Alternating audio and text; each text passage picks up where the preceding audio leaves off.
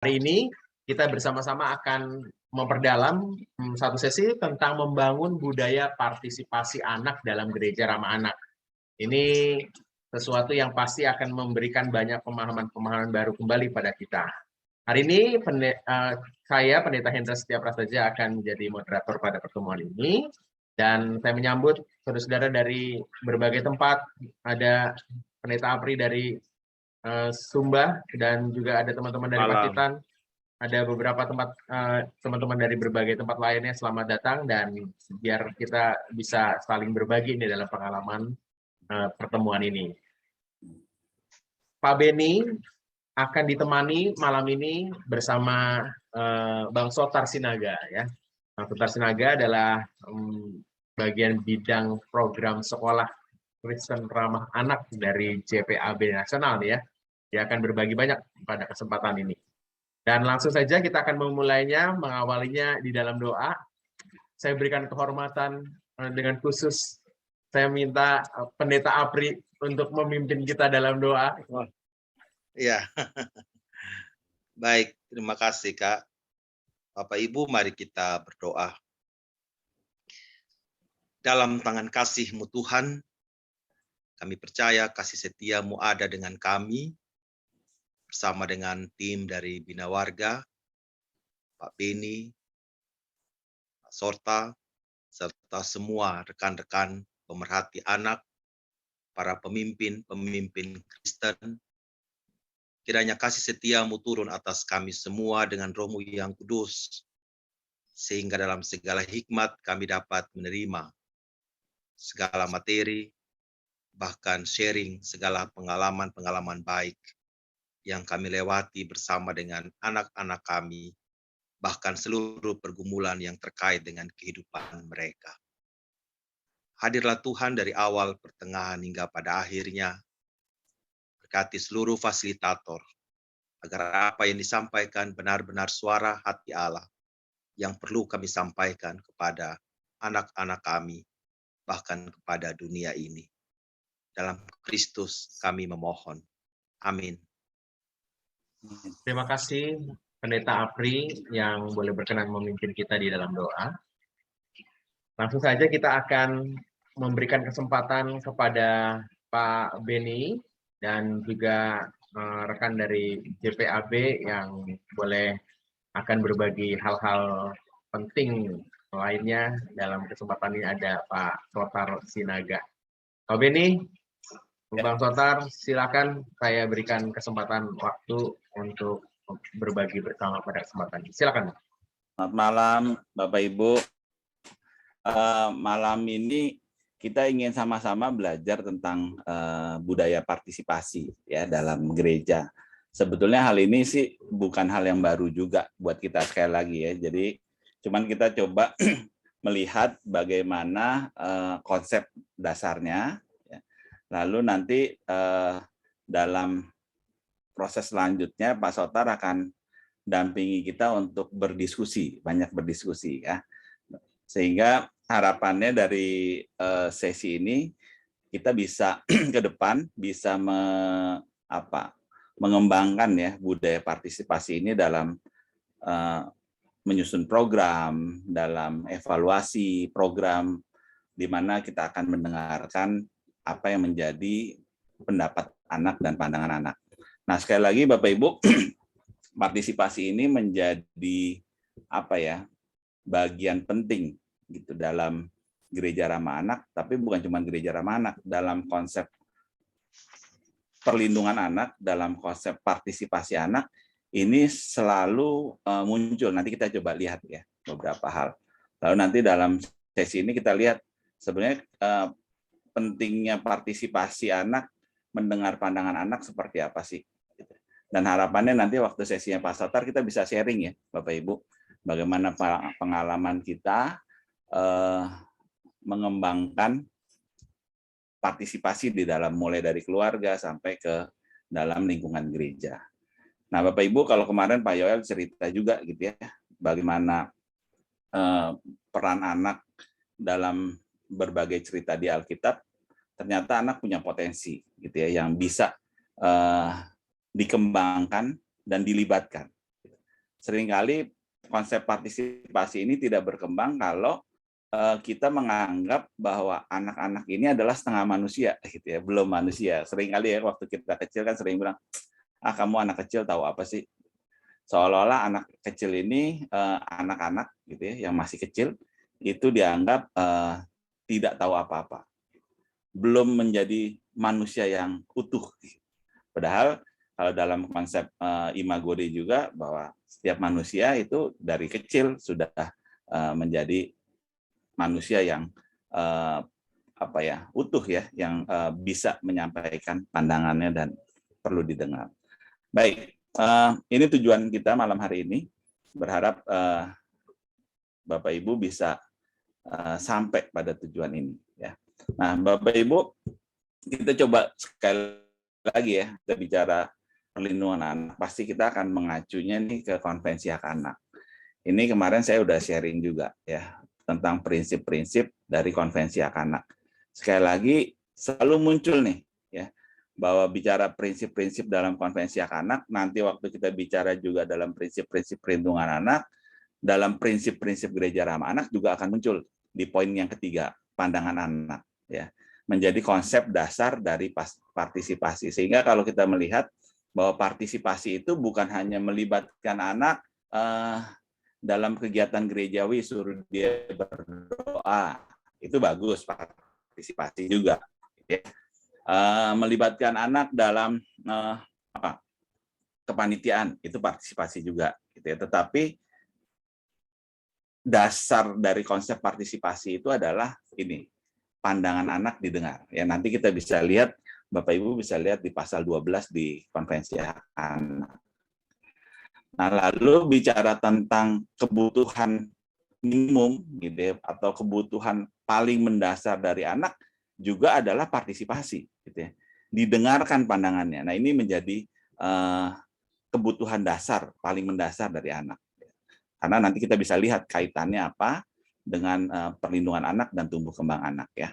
Nah, ini yang menjadi hak dasar anak yang seringkali kalau Bapak Ibu mulai terlibat yang perlu, walaupun nanti dalam undang-undang ya kemarin saya sampaikan ada 31 hak anak, tetapi kalau disimpulkan gitu, diperas lagi jadi 4 gitu ya, hak untuk hidup, tumbuh kembang, perlindungan, dan muncul lagi nih Bapak Ibu, selalu bicara partisipasi lagi, selalu muncul ya. Nah, kalau dalam konteks undang-undang muncul lagi tuh ya partisipasi, sehingga memahami konsep partisipasi ini menjadi hal yang penting ya. Ini saya lihat. Nah, dalam kebijakan pemerintah sendiri juga mengatur nih Bapak Ibu tentang kebijakan partisipasi dalam pembangunan. Itu ada di Peraturan Menteri KPPA nomor 3 tahun 2011, di mana hal yang menarik nih saya tampilkan gitu ya, bahwa partisipasi anak adalah keterlibatan anak dalam proses pengambilan keputusan tentang segala sesuatu yang berhubungan dengan dirinya. Sehingga dalam pengambilan keputusan baik di gereja maupun di rumah tangga juga yang berhubungan dengan anak itu bagaimana prosesnya adalah partisipatif gitu ya. Sehingga pada saat anak melaksanakan apa yang menjadi keputusan itu dia bisa melaksanakan dengan kesadaran. Dan yang paling penting adalah anak dapat menikmati hasil atau mendapatkan manfaat dari keputusan tersebut. Sehingga jangan sampai nanti ya saya mau gini ya buat nyenengin papa mama lah gitu ya. Jangan sampai begitu ya. Sehingga ini menjadi hal yang dasar dalam pengambilan keputusan. Sehingga bukan hanya melibatkan anak dalam kegiatan-kegiatan, tetapi lebih dalam lagi dalam proses pengambilan keputusan. Nah, nanti kita melihat ya beberapa hal dalam Konvensi Hak Anak. Ya. Itu menarik ya. Nah, kita mau lihat ya. Nah, sehingga Bapak Ibu, sekali lagi nih nanti di pasal 12 Bapak Ibu bisa lihat di Konvensi Hak Anak. Didengarkan ya, dan menyatakan secara anak bisa bebas menyatakan pandangannya terhadap hal-hal yang mempengaruhi anak. Nah, ini bagaimana suasana itu dibangun sehingga anak-anak bisa bebas, tidak takut menyatakan pendapat, mereka berani menyatakan pendapat gitu ya. saya nggak tahu budaya di Indonesia seperti apa ya, tapi misalnya saya beberapa kali dampingi anak-anak ya, anak-anak ke sebuah event internasional gitu ya. Di mana kita ketemu nih beberapa anak-anak dari berbagai negara. Anak-anak Filipina itu kalau ngomong bebas banget kayaknya. Artinya pokoknya dia nggak malu, nggak takut gitu ya. Tetapi anak-anak Indonesia nih kok kayaknya susah ya. Kalau dibilang kendalanya bahasa, kita udah bilang, kamu nggak usah ngomong pakai bahasa Inggris, ngomong aja pakai bahasa Indonesia, nanti kita translate gitu ya. Itu juga untuk ngomong di depan umum kayaknya nggak bebas, gitu ya, nggak plong gitu. Tetapi kalau ngomong dalam kelompok kecil, mereka kita korek pendapatnya, ternyata pendapatnya bagus-bagus gitu ya. Nah ini hal yang menarik, ada sebuah budaya partisipasi yang mungkin karena takut diketawain gitu ya, takut disalahin sehingga mereka tidak bebas dalam menyatakan pendapatnya. Nah itu hal yang kalau kita kemarin belajar ya, bagaimana budaya anak berpendapat itu bisa dibangun ya, tidak istilahnya diracuni dengan hal-hal yang misalnya kalau salah diketawain gitu ya, atau ya jadi membuat anak takut ya, tidak berani menyatakan secara bebas pandangannya. Nah ini menjadi budaya yang perlu dikembangkan. Nah nanti Bapak Ibu bisa lihat nih di pasal 13, 14, 15, 16, 17 di Konvensi Hak Anak ya. Ada tentang 13 itu kebebasan berekspresi, menerima dan menyampaikan informasi. Ada juga kebebasan tentang berpikir, berkeyakinan dan beragama. Nanti kalau itu diulas lagi menarik nih bicara tentang ini ya. Nah, tetapi satu hal yang menarik adalah batasan kebebasan dan partisipasi. Jadi hak anak untuk didengar, dihormati dan dipertimbangkan dengan sungguh-sungguh atas pandangannya tidak diidentik dengan hak anak untuk menentukan nasibnya sendiri, gitu ya. Jadi bukan berarti dengan bicara budaya partisipasi ini selalu apa yang anak inginkan kita penuhi, gitu ya. Kan partisipasi bukan begitu, ya. Tetapi dalam pengambilan keputusan kita tahu anak punya keterbatasan, gitu ya, dalam berpikir dan bertindak, ya.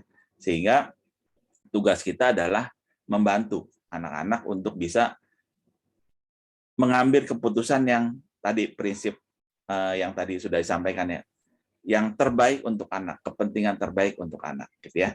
Lalu kebebasan anak dalam konteks partisipasi dibatasi oleh hukum. Pembatasan tersebut untuk menghormati hak asasi manusia dari pihak lain, gitu ya. Jadi walaupun dia punya kebebasan untuk berkumpul, menyatakan pendapat, tetapi yang perlu juga diedukasi ke anak-anak bahwa ada hukum juga yang membatasi mereka. Itu yang kemarin sempat saya singgung ya, gitu, bahwa kita membebaskan anak untuk berinternet, gitu ya, untuk koneksi dengan dunia maya, mereka akses ke media sosialnya baik, tapi kita lupa nih untuk mengedukasi mereka bahwa kita punya undang-undang ITE, informasi dan transaksi elektronik, di mana di dalamnya ada pasal-pasal yang bisa membuat anak-anak kita terpidana. Jadi kalau dia ngata-ngatain orang seenaknya, ya, mengekspresikan pendapatnya dengan tidak sopan, mengekspresikan dengan hal-hal yang negatif, itu punya konsekuensi hukum. Ya, kita udah punya tuh undang-undang. Nah, itu yang perlu dijelaskan juga ke anak-anak. Jadi kebebasan anak dalam konteks partisipasi mengemukakan pendapatnya itu dibatasi juga oleh hukum, di mana anak perlu menghormati hak orang lain. Ya. Lalu yang berikutnya adalah negara menjamin hak untuk anak membentuk pandangannya sendiri, mempunyai untuk menyatakan pendapat secara bebas. Jadi kalau kemarin saya sudah sampaikan juga ya, di beberapa pasal-pasal itu pemerintah punya tanggung jawab tuh memastikan bahwa dalam pengambilan keputusan anak-anak itu harus dilibatkan. Makanya tadi ada peraturan menteri ya. Sehingga ini menjadi satu hal yang proses yang penting. Nah, itu juga Bapak Ibu dalam konsep Kabupaten Kota Layak Anak itu salah satu penilaian yang poinnya tinggi, ya, scoringnya tinggi. Apakah ada forum anak yang dilibatkan dalam proses pengambilan keputusan?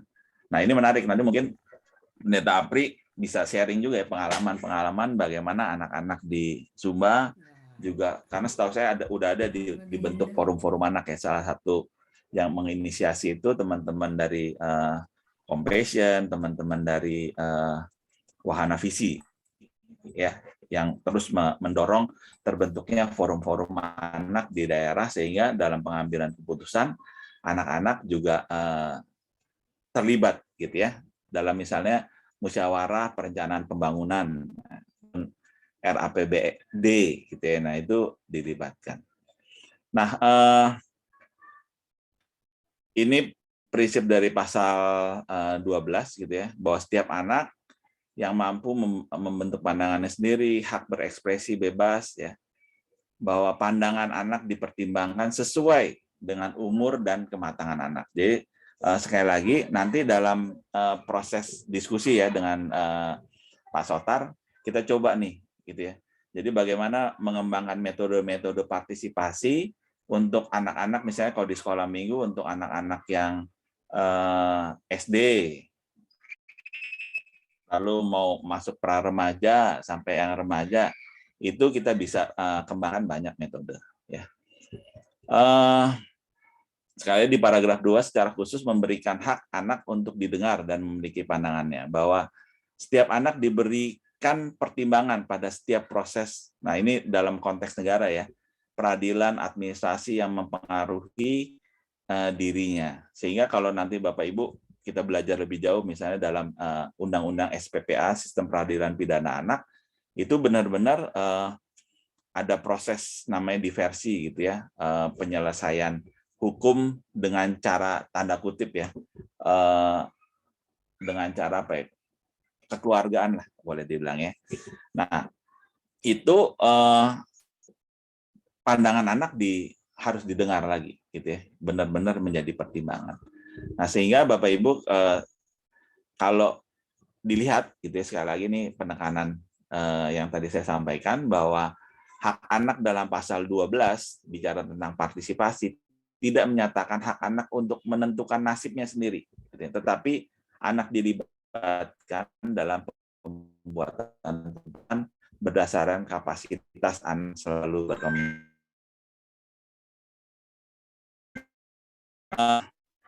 Komite di PBB ada komite anak gitu ya, mempertimbangkan atas pengakuan hak anak untuk berekspresi pandangannya, untuk berpartisipasi dalam berbagai kegiatan yang selalu berkembang yang akan menguntungkan anak, keluarga, masyarakat dan lain-lain ya.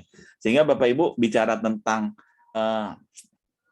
partisipasi itu bukan hanya menguntungkan, memberi manfaat kepada anak saja, gitu ya, tapi akan memberi manfaat pada komunitas di tempat anak-anak berada, baik mulai dari keluarga, masyarakat, sekolah, gereja, karena nanti kita akan akan melihat bahwa apa yang kita lakukan itu punya dampak terhadap anak-anak ya. Nah, ini yang nanti kita mau lihat ya. Ini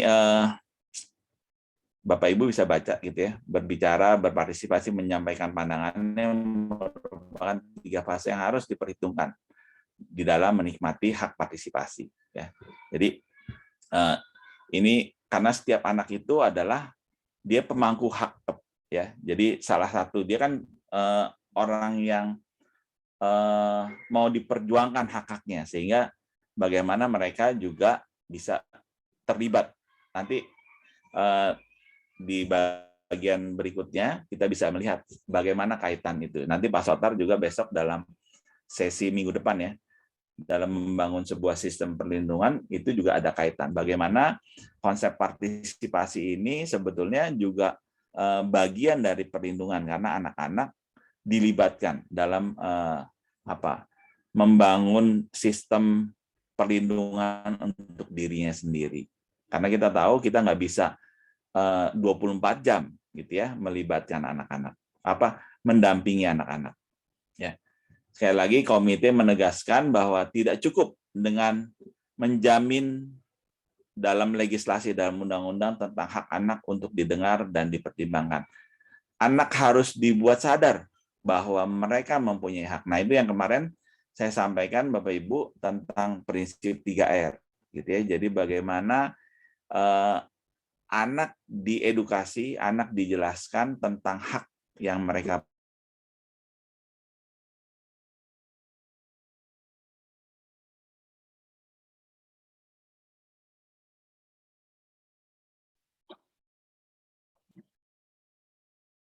Kelihatannya Pak Beni sedang ada masalah jaringan ya.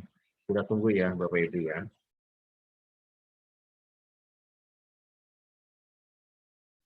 Bapak dan Ibu, sementara Pak Beni bergabung lagi, Bapak dan Ibu, kalau memerlukan semua rekaman dari seri Gereja Ramah Anak ini, sudah dibuatkan sebuah link yang Bapak dan Ibu bisa melihat semua rekamannya, ada di link saya post ini ya.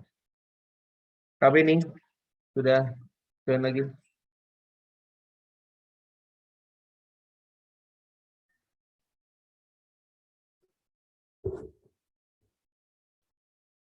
Hendra, Bapak Ibu, suara saya terdengar? Sudah ya? Tadi terputus Kak? Terputus ya, sorry. Ini memang kalau malam suka ngeri-ngeri sedap.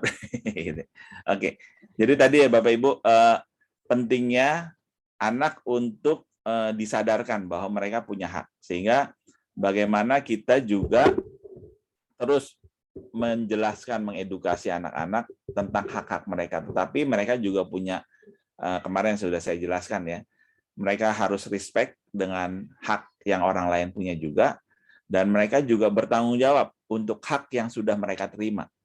Ya. Dan bagaimana dalam memperjuangkan hak mereka, itu kita berjuang bersama-sama dengan anak-anak, memperjuangkannya bersama-sama. Nah, itu juga salah satu bagian dari konsep partisipasi. Ini saya skip aja, tadi sudah saya jelaskan gitu ya. Dan sekali lagi dalam prinsipnya sekali lagi bagaimana anak dilibatkan gitu ya dalam dipertimbangkan pandangannya dalam pengambilan keputusan dengan mempertimbangkan faktor umur dan kematangan. Ya. Nah, ini manfaat partisipasi kalau mau disimpulkan ya dari yang tadi, bahwa partisipasi anak itu menjadi mendengar pandangan anak itu menjadi sumber informasi, Bapak Ibu. Jadi bisa bayangkan ya kalau anak kita tidak mau atau tidak berani menyampaikan pandangannya, tidak berani mengekspresikan perasaannya kepada kita, gitu ya. Dia diem aja, ada masalah, dia diem aja. Nah, itu kita akan bingung Bapak Ibu, apakah anak kita punya masalah atau tidak. Ya, saya ingat satu kasus yang pernah ya terjadi di salah satu sekolah di Penabur, ya, di mana ada guru yang melakukan pelecehan seksual kepada muridnya dengan mengajak seks chat ya, chatting, bicara hal-hal yang menyangkut seks gitu. Nah, orang tuanya bersyukur sekali karena anaknya mau ngomong sama orang tuanya, mau melapor ke mamanya. Ya. Kenapa bersyukur Bapak Ibu? Ternyata orang tua sama anak ini sudah 6 bulan nggak ngomong, gitu, nggak komunikasi. Tetapi orang tuanya bersyukur pada saat anaknya mengalami hal yang membahayakan, dia mau ngomong ke orang tua, sehingga orang tua dapat informasi. Nah, itu juga salah satu hal yang penting, Bapak Ibu ya. Jadi manfaat dari kita terbiasa membangun budaya partisipasi, anak akhirnya bebas, berani menyampaikan apa yang menjadi pergumulannya, apa yang menjadi hal yang menyenangkan buat dia, ini menjadi hal yang penting untuk kita ketahui ya. Jadi pertama sumber informasi. Kedua, mengembangkan kemampuan anak. Nanti kita lihat ya. Jadi melalui partisipasi kita bisa anak bisa berkembang kemampuan keterampilan sosialnya, kemampuan berpikirnya, karena kita mengajak anak untuk mengambil alternatif pemecahan masalah bersama-sama ya. Lalu dengan kita membiasakan anak kita mendengar pandangan anak ya, otomatis anak-anak juga akan belajar untuk menghargai pendapat orang lain ya, dan lain-lain. Termasuk juga melibatkan anak dalam berbagai kegiatan itu membangun rasa percaya dirinya. Nah, yang terakhir adalah perlindungan diri secara aktif. Anak yang sudah diberdayakan ya menjadi duta yang akan aktif dan efisien mengadvokasi hak mereka. Nanti Pak Sotar akan bicara nih tentang anak sebagai pelopor dan pelapor. Nah, ini menarik ya Bapak Ibu, bagaimana anak-anak kita menjadi pelopor dan pelapor. Dia berani untuk melaporkan hal-hal yang membahayakan dirinya maupun mengancam teman-temannya. Nah, Bapak Ibu, kita coba lihat ya kaitan partisipasi dengan perlindungan anak. Ya.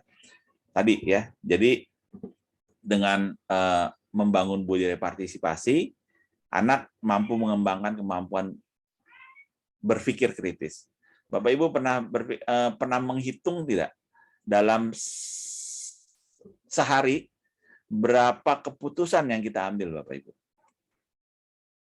Hendra pernah menghitung nggak sehari? Nggak pernah ya. Nggak pernah. Tuh.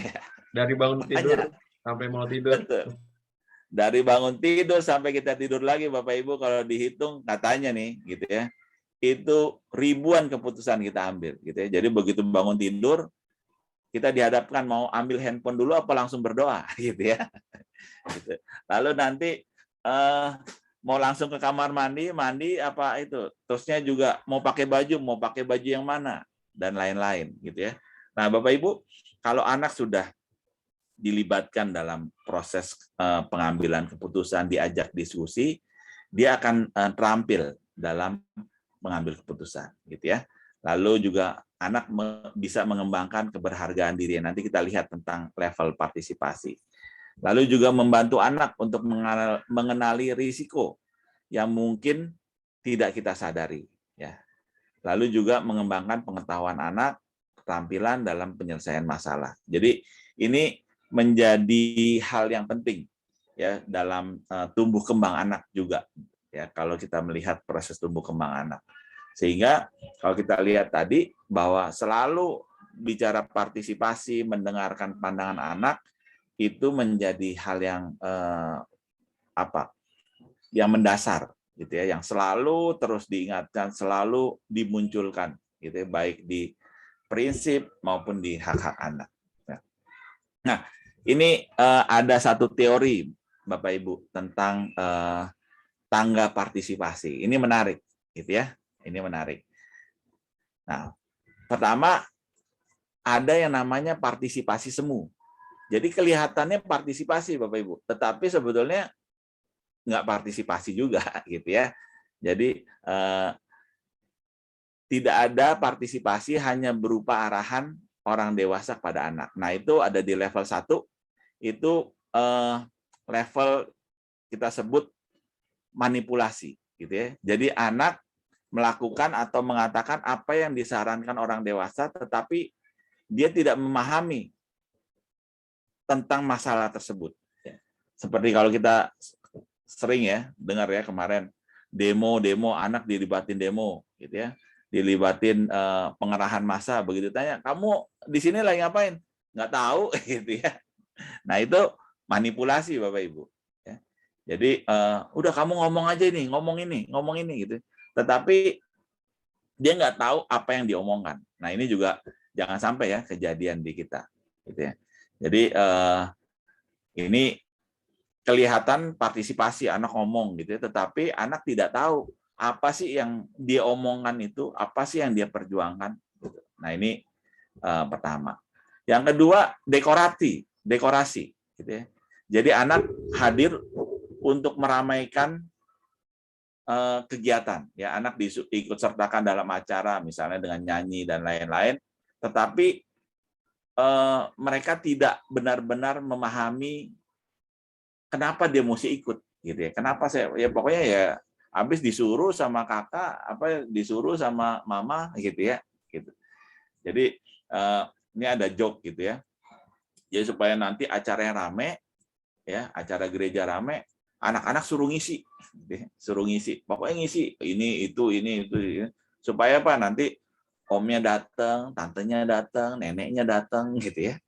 Tapi sebenarnya anak sendiri nggak merasa manfaat tadi ya kita bicara ya. Anak tidak merasakan manfaat dari apa yang dia kerjakan, gitu. Nah, anak cuma dijadikan dekorasi saja, ya, meramaikan, gitu ya. Karena kalau anak tampil, acara jadi rame, acara jadi seru. Padahal tujuan melibatkan anak itu bukan memberi manfaat kepada anak, gitu ya, lebih ke arah memuaskan orang dewasa, gitu ya. Nah, ini dekorasi. Ini yang seolah-olah partisipasi, Bapak Ibu, tetapi sebenarnya itu bukan partisipasi. Ya. Nah, ada lagi simbolis. Ya.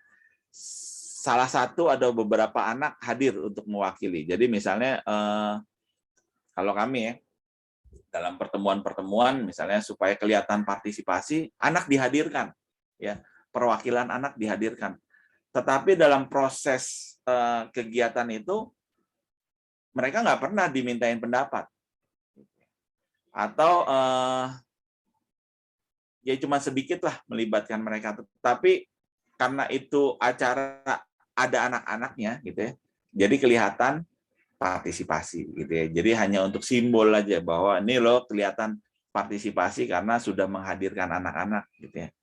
Tetapi sebenarnya pandangan mereka itu nggak terlalu bermanfaat, gitu ya, nggak terlalu didengar.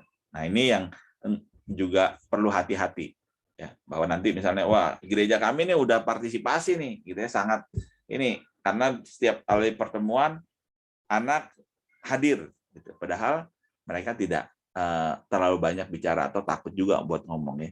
Sehingga Bapak Ibu dalam beberapa pertemuan secara nasional yang kita perlu mendengarkan pandangan anak, biasanya kami split, gitu ya. Jadi ada pertemuan orang dewasa sendiri, ada pertemuan anak sendiri. Anak diskusi dengan cara mereka tentang ide yang sama dengan yang dibahas di grup orang dewasa, di mana nanti setelah itu, setelah selesai, kita kumpul, nah anak menyampaikan apa yang menjadi pandangan mereka, hasil diskusi mereka. Nah, itu biasanya salah satu metode yang dipakai, gitu ya. Jadi nggak anak dibaurkan dengan orang dewasa, lalu orang dewasa sibuk ngomong, ya, berdebat segala macam, anak-anak diam aja, gitu ya. Nah, ini hal yang penting. Nah, kita mau lihat sebenarnya di level partisipasi yang 4, 5, 6, 7, 8. Ini yang menarik, gitu ya. Anak ditugaskan, tetapi informasinya jelas, gitu ya. Jadi ini anak hanya menerima penugasan aja dari kita, ya. Orang dewasa memutuskan proyeknya, anak jadi sukarelawan, tetapi ini udah mendingan nih. Anak diajak memahami, ya, proyeknya, memutuskan mengapa mereka harus dilibatkan. Jadi sudah dijelaskan ke anak-anak, ya. Jadi misalnya di gereja, gitu ya, besok kalian ngisi ya di acara Natal, tujuannya ini, ya pokoknya dengerin lah apa kata kakak, itu udah lumayan, gitu. Tapi ini level 4 yang paling bawah nih Bapak Ibu, ya, gitu. Jadi melibatkan anak dijelaskan tujuannya segala macam, tapi dia terima aja, anak ikut aja, ya. Lalu di level yang kelima ini, ya, ini udah mulai dikonsultasikan. Jadi proyek dirancang dan dijalankan, kita yang masih menjalankan, ya, orang dewasa, tetapi anak-anak mulai diajak berkonsultasi. Anak diminta pendapatnya, ya, mulai diminta gimana pendapat kamu, bukan setuju apa enggak, gitu ya. Tetapi tetap kita yang masih leading lah, memimpin, gitu ya. Itu kita dengerin pandangannya, lalu kita yang memutuskan. Jadi pengambilan keputusannya Bapak Ibu masih ada di kita nih, orang dewasa. Tapi udah mendingan, gitu ya. Dalam mengambil keputusan kita sudah mendengarkan pandangan anak. Ya, kalau yang di atas kan belum nih. Kita cuman satu arah. Ya. Nah, kalau yang keenam, Bapak Ibu, keputusan bersama-sama yang diinisiasi oleh orang dewasa. Jadi kita mulai mengambil keputusan bersama-sama dengan anak-anak, gitu. Tetapi semua ide segala macam itu masih dari kita sebagai orang dewasa. Ya. Jadi gagasan awal itu masih dari kita, inisiatifnya masih dari kita. Setuju nggak? Nah itu udah mendingan tuh, ya, dari dalam mengambil keputusan. Oke ya, sepakat ya kita begini ya. Itu sudah mulai mengambil. Lalu, nah ini udah mulai level yang ke-7 dan ke-8 ini, kita sih mengharapkan sudah sampai nanti ya ke depan anak-anak kita sudah sampai ke level ini. Tapi sekali lagi ya Bapak Ibu, bicara partisipasi tadi prinsipnya sesuai dengan usia dan perkembangan anak, ya. Sehingga untuk level ke-7 ke-8 ini mungkin sudah bisa dilibatkan anak-anak yang remaja maupun yang pemuda gitu ya. Nah, kalau yang ke-7 ini diprakarsai oleh anak-anak ya. Diarahkan oleh anak. Jadi anak punya ide awal ya, lalu memutuskan bagaimana proyek untuk dilaksanakan, tetapi kita sebagai orang dewasa yang memberikan masukan-masukan ya, memberi arahan. Nah, sebetulnya hal ini juga sudah banyak ya dilakukan di gereja juga. Kalau kita lihat misalnya dalam kepengurusan komisi remaja itu biasanya pengurusnya udah anak-anak remaja gitu ya. Lalu nah ini dia. Kadang ide-idenya masih di level yang ke-6 nih. Ya, pendampingnya bilang udah acaranya ini aja, programnya ini aja gitu ya. Belum ide dari anak. Kalau sudah sampai yang diprakarsai anak-anak, ide awalnya dari anak-anak itu udah bagus tuh partisipasinya gitu ya. Jadi anak-anak punya ide ini, yuk kita bikin ini Kak. Nanti programnya ini untuk persekutuan bagusnya kita begini. Nah, itu kalau kita sudah sampai level itu anak-anak kita udah bagus tuh Bapak Ibu gitu ya. Nanti mungkin Mas Otar juga punya banyak pengalaman di gerejanya remaja gitu ya. Nah, ini mudah-mudahan bisa ya Bapak Ibu ya di 7 ini ide-ide dari anak-anak ya. Orang dewasa hanya memberikan masukan-masukan. Nah, kalau yang di level 8 Bapak Ibu benar-benar keputusan bersama diprakarsai oleh anak-anak. Jadi anak-anak punya ide.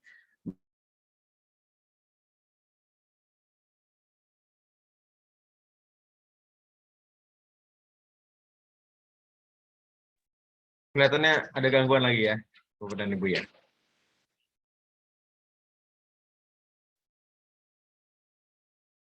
Ya, kita tunggu lagi ya, Bapak dan Ibu. Nah, sudah muncul lagi. Sudah Kak? Silakan Kak Beni. Nih tinggal satu slide lagi. Tinggal satu slide lagi nanti saya serahkan sama Pak Sotar nih. Aduh, ini memang sinyal di. Nah, Bapak Ibu, kita berharap nanti budaya partisipasi kita sudah sampai ya ke depan makin lama sampai pada partisipasi yang level 8 ini gitu ya. Jadi keputusan jadi mulai dari ide awal lalu menginisiasi pertemuan gitu ya. Membuat keputusan itu sudah apa ya? Prakarsa dari anak-anak gitu ya. Jadi mereka beride segala macam, lalu idenya udah matang, dia panggil kita gitu ya. Saya mau konsultasi nih Kak, gitu ya. Jadi orang dewasa sudah tidak banyak memimpin lagi di sini, gitu ya. Tidak banyak memimpin, tetapi menjadi teman diskusi anak-anak, gitu ya. Teman diskusi. Sekali lagi, partisipasi bukan berarti semua yang anak-anak mau itu diikuti, gitu ya. Tetapi dalam pengambilan keputusan itu diambil bersama-sama, termasuk dalam partisipasi yang level 8 ini. Walaupun itu semua ide dari anak-anak, mereka yang menginisiasi pertemuan dan lain-lain, tetapi pada saat pengambilan keputusan mereka harus berkonsultasi dengan kita, gitu ya. Di mana kita juga sudah punya pemahaman yang clear juga tentang partisipasi. Jadi jangan sampai nanti udah proses ini ada kakak pembina atau penatua atau pendeta yang bilang nggak bisa, pokoknya mesti gini, pokoknya mesti gini, pokoknya. Nah itu budaya partisipasinya buruk tuh, gitu ya. Ya jadi di level ini memang yang kita harapkan sampai ke level ini. Ide dari anak-anak, lalu anak-anak menginisiasi pertemuan, lalu mereka sudah punya konsep yang terus dikonsultasikan dengan kita. Ya. Baik, Bapak Ibu, ini sampai sini dulu materi dari saya. Selanjutnya dilanjutkan oleh Pak Sotar untuk kita memandu kita ya dalam diskusi-diskusi dan simulasi mungkin. Silakan Pak Sotar. Oke, baik. Terima kasih Pak Beni. Ya, selamat malam Bapak Ibu sekalian. Salam kenal. Ya, saya akan mengajak kita berdiskusi ya, karena judulnya partisipasi anak. Kalau kita juga tidak berpartisipasi, rasanya kurang pas gitu.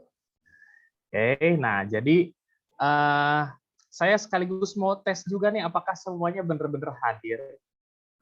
Mau cek, boleh ya Pak Hendra ya? Silakan. Nah, oke. Kalau gitu saya boleh minta tolong begini ya. Dinyalakan dulu semua kameranya untuk melihat apakah semuanya bisa ikutan bermain atau tidak. Karena kita bermainnya dengan mematikan menyalakan kamera gitu. Oke. Saya mau coba lihat dulu kita apakah semuanya bisa menyalakan kamera. Oke. Hampir semua nih, lumayan banyak nih ya bisa menyalakan kamera ya.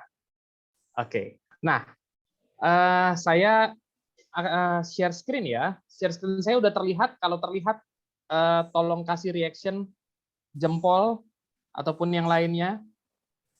Oke, bukan jempol langsung ya, emoticon jempol. Oke, terlihat. Sip. Nah, jadi saya akan ada 4 cerita, 4 situasi. Kalau menurut Bapak Ibu ini adalah partisipasi, tetap nyalakan kamera. Kalau menurut Bapak Ibu ini bukan partisipasi, silahkan matikan kameranya. Oke, paham ya? Gitu. Jadi kalau setuju ini, nyalakan kameranya. Kalau tidak setuju, matikan kameranya. Oke? Kita main contohnya sebentar. Hari ini adalah hari Minggu.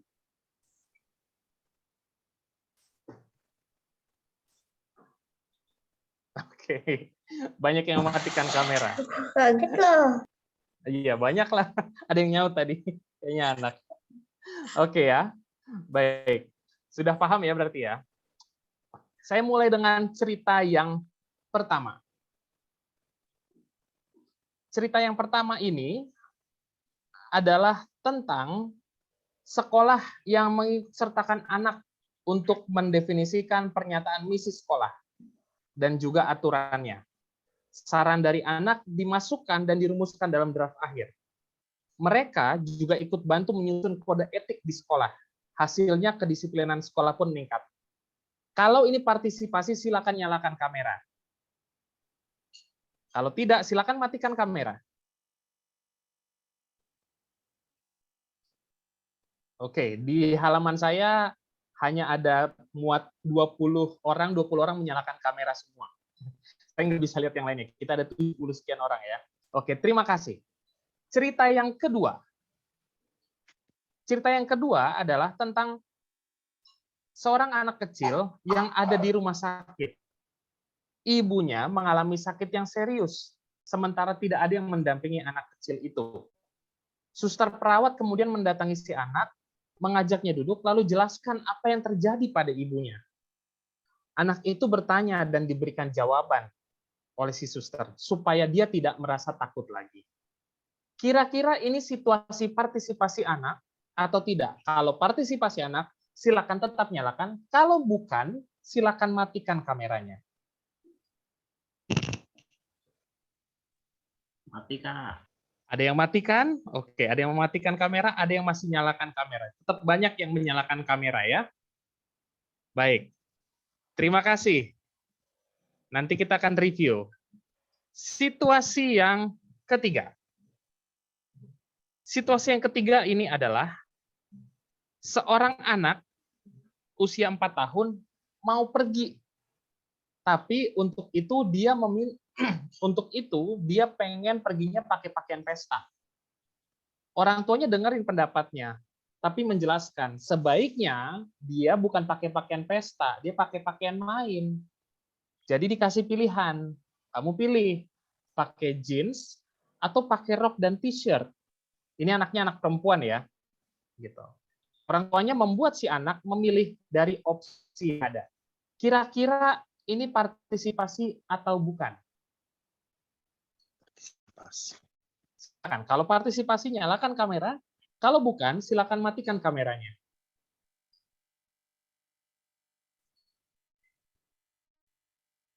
Oh, nah, ada yang minta nomor 3 anak ke sekolah bermain. Iya, ceritanya ini kan sekolahnya namanya kelompok bermain, masih 4 tahun ya. Jadi memang pikirannya anak bermain. Terima kasih saudara yang merespon, berarti semua mengikuti. Oke, ya saya lanjutkan kembali. Case yang keempat. Ada seorang bapak yang punya 2 orang anak remaja dan dia buat aturan. Pokoknya semua penghuni rumah paling malam jam 6 sore sudah sampai. Nah, kedua anak remaja nggak dikasih kesempatan nyampein pendapat tentang hal itu. Padahal si anak udah ada janji di sekolah untuk ikut kegiatan tertentu, kegiatan tambahan pada malam tertentu. Partisipasi atau bukan? Kalau bukan, silakan matikan kameranya. Kalau iya, silakan tetap nyalakan kameranya. Oke, banyak yang mematikan kameranya ya. Oh, saya kok mati kameranya nih? Oke, maaf. Oke, baik, terima kasih. Oke, semua sepakat, banyak sepakat bahwa itu bukan partisipasi gitu ya. Oke. Cerita 1, cerita 2, 3, 4 itu tadi, terima kasih Bapak Ibu karena semuanya ikut serta berpartisipasi. Sebagai bocoran, ini salah satu cara kalau misal di Zoom mau ngajakin main, kita lihat pesertanya hadir apa enggak gitu ya. Cerita yang pertama tadi banyak yang menyalakan kamera ya tentang sekolah gitu. Ada partisipasi, ada pelibatan anak di dalam prosesnya. Cerita 3 juga tadi banyak. Cerita kedua tadi ada sedikit yang merespon sepertinya itu mungkin partisipasi mungkin enggak, tapi kalau di screen saya karena saya hanya bisa lihat satu bagian, satu panel, banyak yang masih menyatakan itu partisipasi gitu ya. Lalu cerita 4 tadi semuanya mematikan kameranya. Nah, cerita 1, 2, 3 memang seperti yang tadi Pak Beni sampaikan, itu merupakan bentuk partisipasi. Tapi kalau yang cerita 2 mungkin lebih sifatnya pseudo, karena si anak menerima informasi saja, diedukasi, diarahkan gitu. Partisipasi karena tidak ada keputusan yang dia buat. Gitu ya. Sementara cerita 1 dan cerita 3 itu merupakan bentuk partisipasi yang aktif. Pada akhirnya, anak ikut terlibat dalam membuat aturan, anak terlibat dalam membuat keputusan. Begitu kira-kira gambarannya. Saya senang sekali karena artinya semua peserta punya pemahaman yang baik. Nah, nanti kita akan bermain lagi, dan kalau misalnya nanti lewat laptop bisa ikut langsung, kalau misalnya lewat handphone mungkin bisa menyampaikan satu-satu pendapatnya ya. Saya punya waktu sebentar sampai dengan jam kira-kira 8.30. Betul ya Pak Hendra ya? Ya, betul. Masih ada ya? Oke. Nah, yang menjadi pertanyaannya adalah dalam praktik partisipasi tadi, bagaimana sih kita memberikan pemahaman tentang partisipasi kalau di lingkup gereja? Gitu. Dan kenapa partisipasi ini perlu dilakukan? Pernah nggak kita membayangkan ketika kita dalam situasi yang kita tidak diberikan ruang untuk bertanya, untuk berpendapat, gitu. Kira-kira bagaimana perasaan kita? Gitu ya. Di sisi lain juga kita perlu mempertimbangkan apa saja yang bisa jadi tantangan dalam melakukan partisipasi anak, gitu. Dan juga bagaimana mewujudkan ini di lingkungan gereja. Kalau kita di dalam praktek yang tadi, gitu ya, dengan usia 4 tahun tuh gimana kasih pemahamannya ya? Ada yang punya pengalaman nggak menjelaskan dengan anak 4 tahun untuk memilih? Ada yang mau sharing bagaimana pengalamannya mencoba berpartisipasi dengan anak 4 tahun? Silakan raise hand kalau ada yang mau sharing. Mana lebih enak dengan berpartisipasi dengan anak-anak usia remaja? Saya yakin sih ada yang punya pengalaman dengan anak-anak ya. Silakan, ada yang mau share? Raise hand atau langsung open mic kali ya? Silakan kakak kalau ada. Saya deh kak ya. Boleh, boleh Pak Mungkin Hendra, silakan. mau makan mana ya? Mau makan apa? Pertanyaan Makan makan apa? makan sekarang atau makan nanti? Itu partisipasi atau bukan ya? Menanyakan mau makan apa? Kepada siapa nih, Pak? Pada Anak usia? anak-anak. Usia berapa kira-kira? Ya, yang usia 5 tahun ke bawah udah 5 bisa nih. tahun lah ya. Coba gitu, mencoba ingin berpartisipasi. Ini contoh sederhana tadi yang Pak Beni sempat tanya di awal. Dalam sehari-hari kita berkesan gimana sih gitu ya. Oke. Ada pendeta Dharmawasi nih kak, mau Oh ya, nyampein. silakan, silakan. Ya, hal sederhana misalkan di gereja ya, anak-anak, misalkan dia mau salaman, kemudian dia salaman biasa. Nah, kadang-kadang ada orang tua yang merasa harus cium tangan gitu ya. Kalau saya sih mikirnya loh itu kan dia boleh untuk tidak cium tangan, tapi salaman biasa gitu. Jadi membebaskan dia untuk mengekspresikan rasa hormatnya, termasuk juga di gereja gitu ya. Setiap budaya keluarga kan beda, jadi menurut saya ya dihargai cara dia tanpa mengomentari gitu. Menarik, menarik. Baik, terima kasih Bu Pendeta. Ya itu salah satu hal yang mungkin menjadi sebuah tantangan juga karena kita nggak pernah membicarakan hal itu sebelumnya ya. Salaman tuh harus gimana sih gitu ya.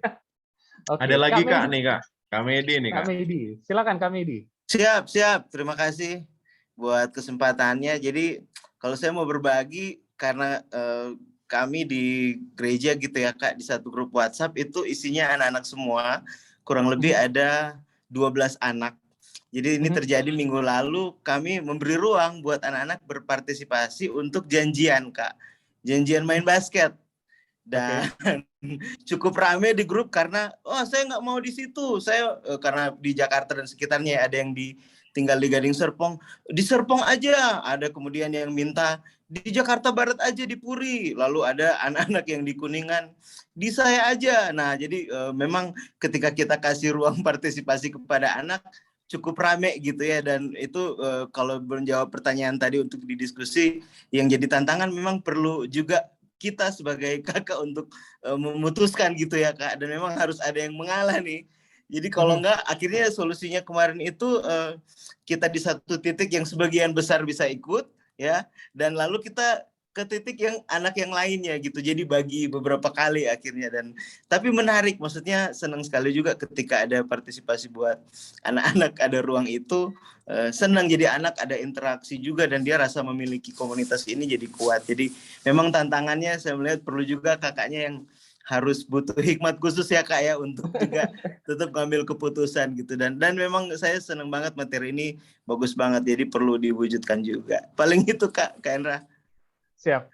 Terima kasih Kak Medi ya. Kak Sotar, thank you. Ya, terima kasih Kak Medi. Jadi itu salah satu tantangan yang bisa kita refleksikan bahwa sebenarnya tadi juga Pak Beni sudah sampaikan di awal, ini bukan hal yang nol gitu loh. Kami meyakini juga bahwa teman-teman sebenarnya melakukan ini juga, baik itu di keluarga sendiri ataupun di gereja. Tapi kita juga perlu melihat bahwa ada tantangan perbedaan seperti tadi ceritanya Bu Pendeta, perbedaan pandangan. Ini aja sekarang perbedaan antara generasi orang tua dengan generasi anak itu menjadi tantangan sendiri gitu ya. Orang tua pengen mengawasi terus, sementara kalau anak di dunia digital pengennya ini kan privacy katanya gitu. Terus tadi juga Kak Medi menyatakan ya dengan anak-anak sendiri, bahkan dengan teman sebayanya gitu, menyepakati keinginan itu jadi hal yang susah. Mungkin juga sama dengan tadi yang Pak Hendra sempat singgung, kadang-kadang dapat jawaban ya terserah, itu akhirnya bukan membantu, malah semakin bingung gitu ya. Gitu. Jadi ini adalah tantangan-tantangan kita ketika kita melakukan partisipasi gitu, memberikan pemahaman, ada gap yang perlu diisi dan kita perlu mempersiapkan diri akan ruang-ruang itu gitu. Nah, dalam hal ini diskusi kita malam hari ini juga saya mau mengingatkan, saya kurang tahu apakah kemarin sempat di-share. Oh, sorry, saya buka slideshow yang lebih besar ya. Kelihatan? Sudah ya? Sudah, Kak. Oke, nah kita perlu melakukan pergeseran paradigma di masa sekarang ini dalam perlindungan anak gitu. Dari yang pendekatannya berbasis kebutuhan jadi berbasis kepada hak gitu. Mungkin dalam hal ini kita perlu membedakan antara mana yang hak, mana yang keinginan gitu. Jadi sehingga kita bisa menempatkan prioritas. Nah, lebih spesifik dalam hal perlindungan dalam partisipasi anak ini saya mau menyoroti poin yang ke terakhir ini. Anak itu di gereja sebagai penerima layanan atau menjadi mitra dalam pengambilan keputusan untuk layanan yang diterima, gitu.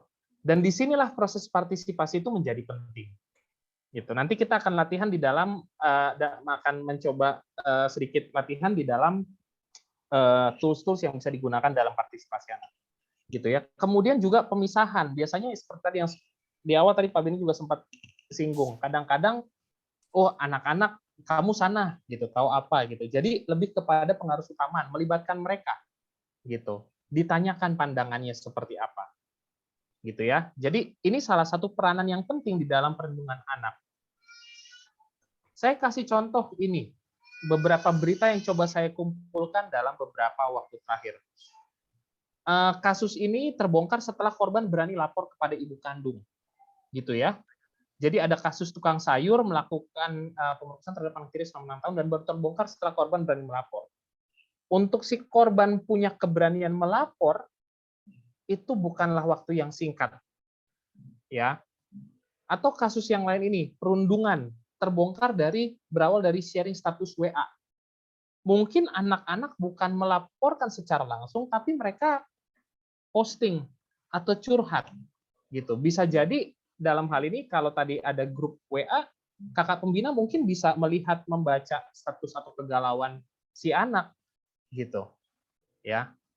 Ini contoh bagaimana pentingnya kita melakukan partisipasi sebagai ruang-ruang, sebagai channel untuk membantu membongkar hal-hal seperti ini.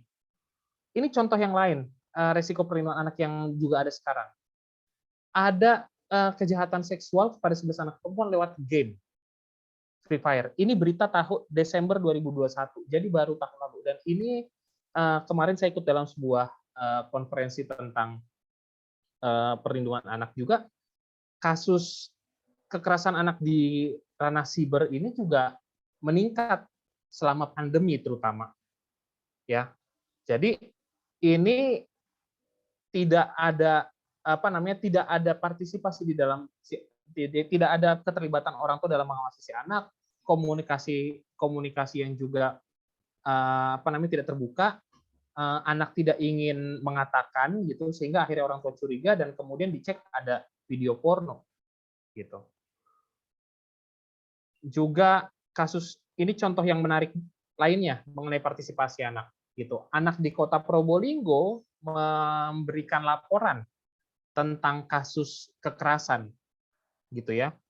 Jadi di sini mereka yang mengadukan gitu ya. Mereka si anaknya ini kalau dicerita di kelanjutannya itu si anaknya itu yang melakukan pelaporan gitu. Ini mungkin karena di dalam prosesnya ada anak-anak diajak untuk bisa berbicara gitu ya. Nah, proses-proses ini termasuk sebenarnya proses pembangunan kapasitas ini sebenarnya termasuk proses partisipasi anak gitu.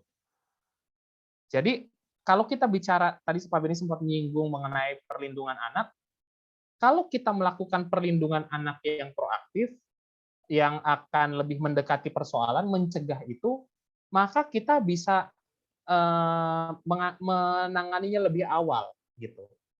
Kemenangan lebih awal itu artinya kita bukan sudah terjadi, tetapi waktu sudah ada indikasi, tanda-tanda itu sudah ada dilaporkan dan anak-anak dibangun sensitivitasnya bahwa itu hal yang nggak tepat loh, gitu.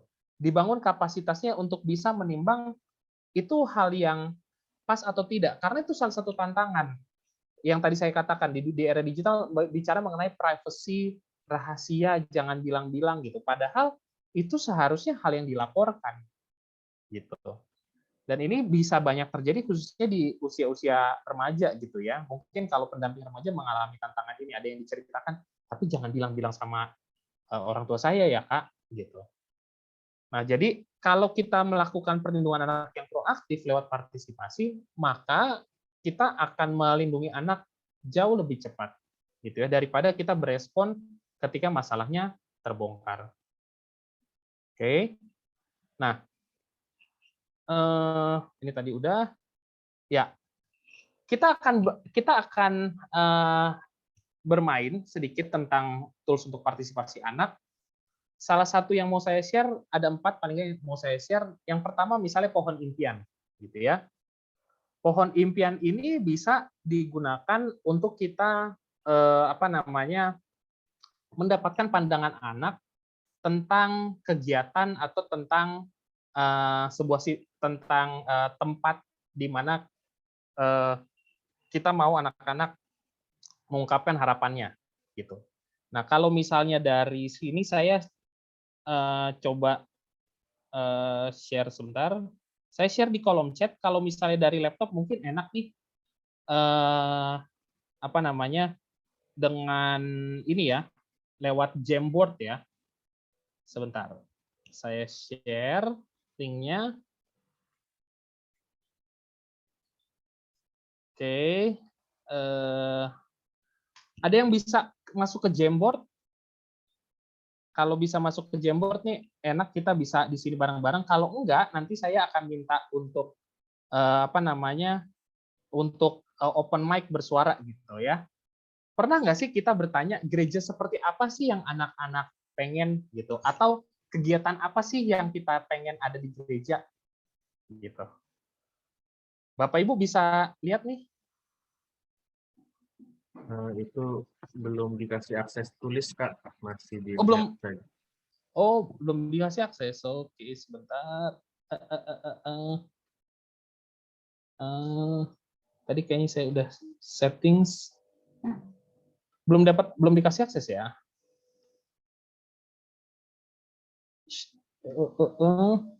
Sebelah kanan Kak. Hanya Share Kak. Hanya klik udah? yang bawahnya Kak. Yang bawahnya Kak. Sebelah kiri Kak. Sebelah kiri. Change. Yang change. Oh, sorry. Nah, itu iya, sorry, masih viewer editor. ya. Oh ya, editor ya. Sorry. Oke. Sudah bisa? Oke. Apakah semua sudah bisa? Nah, kalau misalnya ada yang sudah bisa masuk, mungkin boleh menuliskan, pilih di sini di sticky notes-nya, klik, kemudian kira-kira apa yang diinginkan untuk gereja, gitu ya. Oh, Ibu Darmawasih Manulang, saya pakai HP nggak bisa ikutan tapi menyimak ya. Oke. Nah, tapi saya minta Bapak Ibu sekalian boleh mencoba membayangkan diri sebagai anak-anak ya. Gitu. Karena kita coba partisipasi anak dan coba membayangkan sebagai posisi anak, kira-kira kalau dikasih pertanyaan ini gitu. Gereja seperti apa yang diimpikan, atau mungkin lebih mudah, kegiatan apa sih yang pengen diadakan di gereja deh, gitu. Mungkin itu hal yang sederhana deh, lebih enak ya. Kegiatan apa lebih konkret gitu. Kegiatan apa yang ingin diadakan oleh gereja, gitu ya. Bebas main, oke. Kursinya warna-warni, oke. Silakan. Yang bisa masuk boleh. Oh iya, kalau enggak boleh menyampaikan lewat chat, nanti saya bantu tuliskan. Pilih yang ini Kak. Kalau yang udah bisa masuk, boleh pilih yang sticky notes. Ada playground. Oke. Gitu ya. Ada arena bermain gitu. Gereja punya taman bermain, oke. Ini perspektifnya ada yang perspektif remaja nggak ya? Remaja kurang banyak buku bacaan, oke. Boleh berisik sambil ketawa, kursi warna-warni. Gitu, punya library gitu. Oke, ini sepertinya banyak yang ke arah fisik ya. Dingin seperti gereja. Suasana seperti di rumah. Pengennya baik, silakan boleh tambahan lagi. Alkitabnya pakai gambar-gambar. Oke. Iya, Kalau misalnya nggak bisa nulis langsung, boleh ketik di chat ya.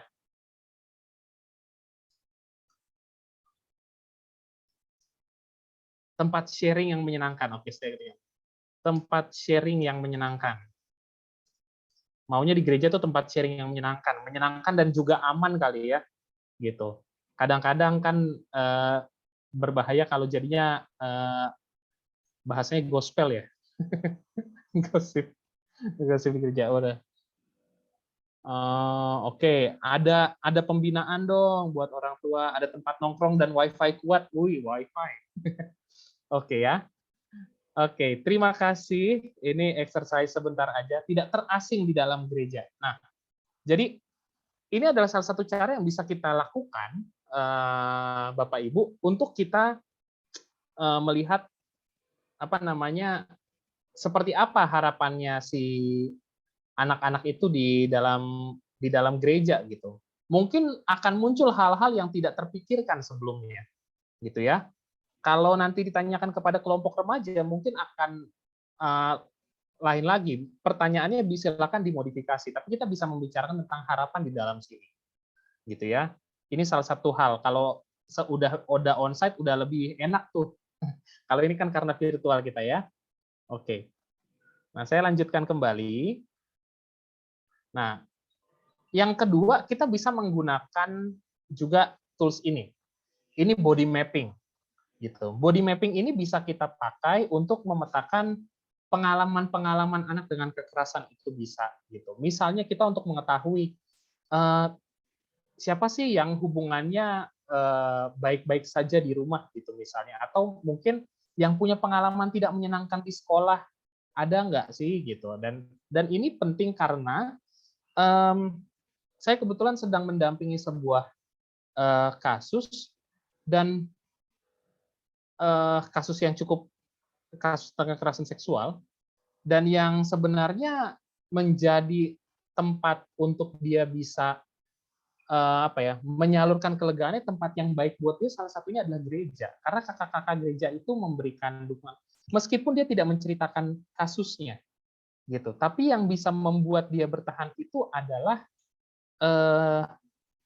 didikan di gereja.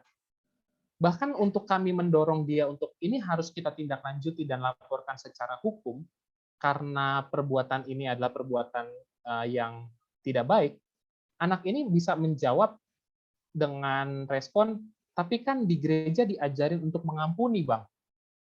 Gitu. Nah, ini menjadi salah satu hal yang agak sulit pada saat-saat awal karena bagaimana kita mengajarkan mengampuni, tapi sebenarnya tindakan yang dia alami, kejadian yang dialami oleh dia adalah kejadian yang tidak bisa dibiarkan, gitu loh. Sehingga akhirnya harus membangun pemahaman bahwa untuk bisa mengampuni, untuk bisa memaafkan itu, ada tanggung jawab yang harus diselesaikan. Proses-proses itu yang akhirnya, dan setelah beberapa kali lewat lewat pendamping hukum juga yang senior dan bisa mengarahkan, akhirnya memberitahukan bahwa ya itu baik kalau kamu mau mengampuni, tetapi untuk mengampuni pun harus dilakukan seperti ini. Nah, hal-hal seperti itu jadi hal-hal ini misalnya ketika kita melakukan kembali ke tools ini, ketika kita melakukan body mapping, kita bisa memetakan pengalaman-pengalaman tidak menyenangkan terjadi sama anak.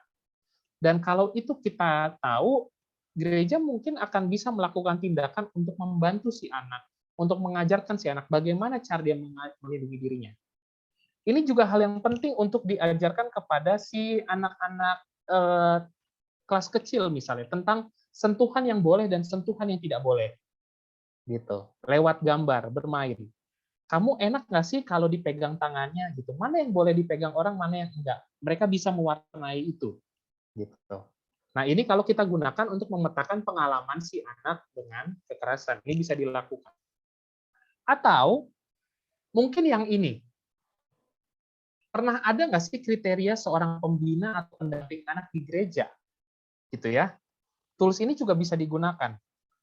Atau dengan remaja, kalau pendamping pembinaan ideal itu yang seperti apa ya? Gitu. Sehingga bisa menjadi feedback untuk pekerja atau pelayan gereja. Oh maaf, kamera saya ternyata mati sendiri tiba-tiba. Jadi dengan pertanyaan ini kita bisa merefleksikan bukan hanya untuk kita sebagai pendamping atau pemimpin di gereja, bagaimana sebenarnya harapan anak-anak tentang pembinanya, bagaimana harapan-harapan anak tentang pendampingnya ini, seperti apa sih yang ideal. Jadi bisa ada koreksi, bisa ada masukan. Atau jangan-jangan kita memilih pembina karena ya udah syukur ada lah gitu ya. Kadang-kadang itu juga bisa terjadi karena itu pernah saya alami waktu dulu di gereja saya gitu. Ketika tidak banyak orang yang begitu berminat untuk menjadi guru sekolah minggu pendamping anak. Udah ada aja udah syukur gitu. Ya. Tapi sebenarnya hal ini juga perlu untuk digali lebih lanjut gitu. Bisa membantu kita mengantisipasi. Ya. Oke, ada. Oke, tadi sudah ada masukan. Ya, materi nanti kita bisa di-share di bagian akhir ya untuk semuanya. Nah, yang juga bisa kita manfaatkan adalah talking map gitu. Ini salah satunya ya. Talking map ini untuk kita melihat lingkungan mana yang aman gitu. Kalau misalnya biasanya sih ini di dalam salah satu campaign ya tentang sekolah yang aman untuk anak, akses-akses yang aman untuk anak itu perjalanan itu di mana gitu, untuk memetakan di mana sih anak-anak kadang-kadang kena pemalakan gitu misalnya, atau daerah-daerah yang menakutkan buat si anak gitu. Nah, tapi talking map ini juga bisa digunakan untuk memetakan situasi anak ini. Bisa mungkin kalau di di desa di mana sih tempat, atau di kota bisa juga lah. Di mana sih tempat biasanya nongkrong atau ngumpul gitu yang enak, gimana sih kayak gitu. Atau misalnya buat berbagi pengalaman, di mana sih tempat-tempat yang sering kamu lihat terjadi rawan atau terjadi kekerasan yang perlu dihindarin gitu. Ini juga bisa digunakan untuk hal seperti itu. Ya. Lalu kita juga bisa menggunakan lingkaran kepercayaan, atau kalau tools yang buat anak-anak bisa menggunakan gambar bunga atau mungkin daun gitu ya. Siapa sih orang-orang kepercayaan gitu. Kalau anak-anak ngalamin permasalahan, mereka bisa lapor ke siapa? Mereka biasanya cerita sama siapa? Sekaligus juga kita bisa memetakan kira-kira orang tua itu di posisi mana ya di dalam sini. Ini bisa menjadi sebuah refleksi juga gitu. Atau ada nggak ya saya sebagai pembinanya untuk masuk di dalam hal ini? Orang gereja ada nggak ya masuk di dalam sini? Atau yang dituliskan adalah nama-nama yang tidak dikenal gitu. Jadi lewat tools ini juga kita bisa sekaligus melihat siapa anak-anak yang hadir di gereja tapi mungkin masih merasa sebagai outsider gitu, nggak merasa terangkum di dalamnya karena dia nggak ngerasa ada orang-orang dekat di gereja yang bisa menjadi orang-orang kepercayaannya dia gitu. Padahal kan seharusnya gereja bisa hadir atau persekutuan itu bisa hadir untuk menjadi support system gitu ya, kalau bahasanya sekarang support system buat si anak gitu. Jadi ini salah satu hal yang bisa dilakukan. Nah, dengan kita melakukan hal ini, kita akan bisa mengembangkan sebuah program gitu ya. Kita akan bisa memonitoring apa yang kita lakukan sekaligus mengevaluasi bagaimana sih gitu, berapa banyak sebenarnya apa yang membuat anak-anak itu engage gitu, mau terlibat gitu dalam gereja, apa yang membuat mereka nyaman gitu ya.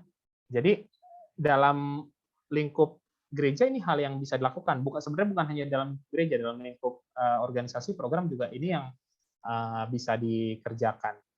Nah, kira-kira seperti ini yang mungkin untuk kita lakukan ya. Nah, pengambilan keputusan ini, Bapak Ibu, juga penting disadari bersama oleh orang tua. Kembali lagi, gereja kan dibentuknya karena jemaat juga gitu ya. Dimulainya dari keluarga gitu sebenarnya. Saya mohon maaf ini saya nggak tahu kamera device saya mati nyala sendiri gitu ya. Oke. Nah, jadi penting dalam hal ini peranan gereja juga untuk membangun partisipasi adalah dengan membangun kesadaran ini di orang tua gitu, karena tentunya itu bisa berhubungan gitu. Kalau di rumah dia tidak terbiasa untuk partisipatif, maka di luar rumah pun juga untuk berbicara mungkin dia tidak akan punya keberanian gitu. Dan mungkin pada saat dia mengalami kesulitan, dia pun tidak bisa bercerita atau tidak berani bercerita, gitu ya. Dan disinilah yang penting, bagaimana kita bisa melibatkan anak-anak dalam upaya dalam pengambilan keputusan, gitu ya. Nah, ini yang penting diingat. Partisipasi ini hanya bisa terjadi jika ada kepemimpinan yang berperspektif anak. Tadi menarik sekali contohnya tentang salaman gitu. Hal seperti salaman saja itu juga menunjukkan bagaimana perspektif kita tentang pandangan si anak gitu. Anak kira-kira nyaman nggak ya disuruh paksa cium tangan gitu. Hal seperti itu aja. Artinya bukan mengenai itu benar salah, tetapi di dalam prosesnya pandangan anak coba dipertimbangkan gitu. Ya, seperti tadi, bukan berarti kalau partisipasi, oh iya, semua pendapat dia kita terima, kita dengarkan, kita lakukan. Bukan itu partisipasi, gitu. Tetapi dipertimbangkan, ikut didengarkan. Dan ini dimulai dari perspektif anak yang dimiliki oleh pimpinan. Kalau di rumah ya pimpinannya ya mungkin orang tuanya, gitu ya. Dan kemudian ini juga perlu diperjuangkan supaya gereja bisa berperan dalam memenuhi hak anak, bisa berperan dalam melindungi anak, bisa merespon. Lalu juga di sini kita bisa membangun forum, membangun inisiatif-inisiatif, naik tangga partisipasinya naik. Kalau yang awalnya oh ya dekoratif, mengisi acara, terlibat dalam acara, ikut dalam tugas, mengikuti arahan, sampai akhirnya mereka bisa berinisiatif. Mungkin bisa sampai kalau misalnya gereja mau melakukan atau kita kelompok remaja mau melakukan bakti sosial seperti apa yang dilakukan gitu dan bagaimana caranya. Di situ proses-proses yang anak-anak bisa mulai terlibat. Mungkin ada pengalaman mereka yang bisa dilakukan gitu ya. Oke. Nah, dan ini bisa dimulai dari hal-hal yang sederhana kalau di dalam rumah ya, peranan-peranan mereka, warna cat kamar kalau ada menata waktu gitu. Dan kalau yang sekarang satu hal yang penting saya mau menggarisbawahi tentang contohnya penggunaan gadget gitu. Ini salah satu hal yang ya saya sendiri juga mengalami tantangan dalam hal ini ya. Bagaimana batasan? Kalau menemukan hal seperti apa di dunia digital yang perlu di-report, hal seperti apa yang perlu direspon di lapor gitu. Ya, ini adalah adalah hal-hal yang bisa kita pertimbangkan, bisa kita kembangkan juga di dalam proses partisipasi anak. Oke, mungkin saya sepertinya terlalu cepat ini, tapi itu saja yang bisa saya share saat ini. Pak Hendra, saya kembalikan dulu kepada moderator. Kita boleh berdiskusi, sekaligus mungkin bagi pengalaman ya. Terima kasih Pak Beni, Pak Sorta, yang boleh kita bersama-sama. Tadi Pak Sotar sudah berbagi banyak juga ide-ide untuk menerapkan apa-apa yang sudah Pak Beni tadi sajikan untuk kita semua. Bicara soal partisipasi, saya dapat kesadaran baru nih ya bahwa ini sesuatu yang memberikan ruang buat anak-anak dalam pengambilan keputusan. Hal yang penting yang saya dapat tadi ini adalah soal mendengarkan dan memberi ruang anak-anak menyatakan pendapat secara tegas dalam hal-hal yang mempengaruhi kehidupan anak-anak. Dan bicara soal partisipasi ini nggak bisa lepas dari batasan-batasan yang ada juga. Jadi anak-anak penting untuk juga menyadari ada batasan-batasan di balik semua partisipasi yang kita perjuangkan untuk mereka bisa ada di dalamnya. Dan juga bicara soal partisipasi, ini memberikan banyak manfaat ya. Tadi Pak Beni bicara soal ini menjadi sumber informasi untuk apa yang terjadi dalam diri anak-anak, baik yang secara positif maupun juga hal-hal yang berkenaan dengan kekerasan yang dialami anak-anak. Banyak kasus-kasus kekerasan itu muncul dari anak-anak yang mengungkapkan ya, memberikan informasi.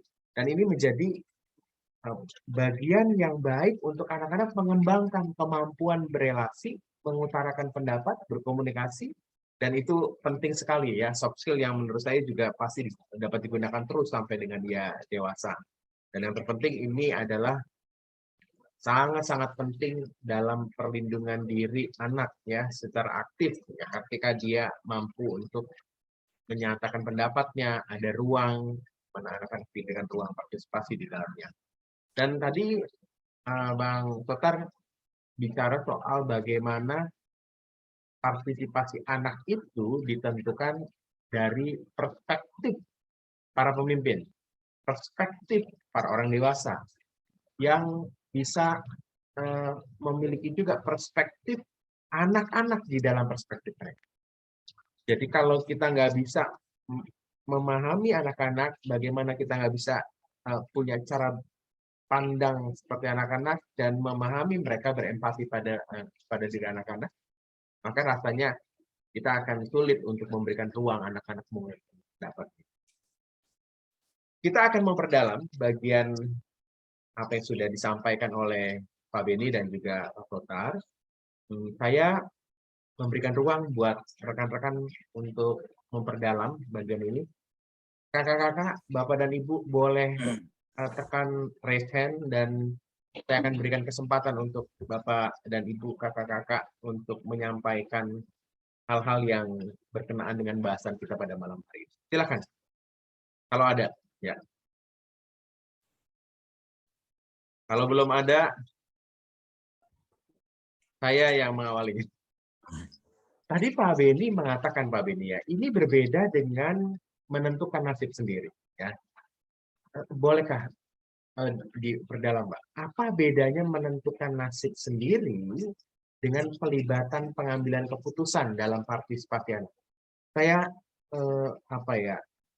masih agak rancu dari bagaimana mungkin seorang anak dilibatkan tanpa ada ruang untuk dia menentukan nasibnya. Boleh itu dulu, Pak Ben. Jadi yang dimaksud di sini bukan menjadi kompromi ya, Bapak Ibu sekalian. Jadi misalnya gini, anak saya umur misalnya 6 tahun gitu ya, atau 7 tahun, minta saya, ini kita bisa berbeda ya tiap keluarga ya, itu. Saya mau, saya minta handphone, gitu ya, minta handphone, gitu ya. Mendengar pandangan anak bukan berarti oh ya anak perlu handphone lalu kita kasih, gitu ya. Tetapi bagaimana ada proses, kamu perlu handphone buat apa? Ya, apakah sudah saatnya atau tidak? Gitu. Jadi bukan berarti apa yang anak sampaikan, apa yang anak minta harus kita penuhi karena partisipasi. Ini yang ekstrimnya ya Kak Hendra ya, gitu. Tapi bagaimana akhirnya pada saat kita bilang enggak, saya belum perlu memberi kamu handphone, gitu ya. Itu perlu dijelaskan kepada anak-anak, gitu ya. Pemahaman tentang keputusan yang kita ambil tadi ya, kalau bicara level partisipasi gitu ya. Termasuk tadi menarik yang Kak Medi sampaikan tentang memilih tempat untuk berkegiatan gitu ya. Nah, di situ kalau menurut saya, kalau dalam konsep partisipasi, kehadiran orang dewasa tetap perlu dalam di mana tugas kita memberikan opsi-opsi nih, gitu ya. Kalau emang di kami juga terjadi seperti itu, ada anak yang maunya begini, maunya gitu. Misalnya kayak kami di lembaga kami mau menentukan mau kemana nih pada saat liburan, gitu ya. Ada yang maunya begini, ada yang maunya begitu, gitu ya. Lalu tugas kita adalah bagaimana memberikan pertimbangan-pertimbangan kepada anak-anak. Ya. Kalau ke sini plus minusnya ini, kalau ke sini plus minusnya ini, ya. Lalu berikan opsi bagaimana kalau begini, bagaimana kalau begitu, gitu ya. Jadi kalau memang mereka sampai terjadi kebuntuan misalnya, nah itu bagaimana kita bisa memberikan opsi-opsi, pertimbangan-pertimbangan yang pada akhirnya sekali lagi nih, pada saat pengambilan keputusan itu menjadi keputusan bersama, gitu ya. Dan kalau toh misalnya ada satu waktu saya mesti mengambil keputusan nih, saya mesti bisa memberikan penjelasan kepada anak-anak gitu ya, bahwa ini keputusannya. Setelah saya mendengarkan pendapat kalian, ini keputusannya. Itu juga bisa, Bapak Ibu ya. Jadi bukan berarti selalu harus ada kasus-kasus, ada kondisi-kondisi yang kita mesti mengambil bagian, gitu. Mesti mengambil keputusan. Tetapi bagaimana kita bisa menjelaskan ke anak-anak. Karena bagaimanapun juga ya Bapak Ibu, tanggung jawab itu ada di kita.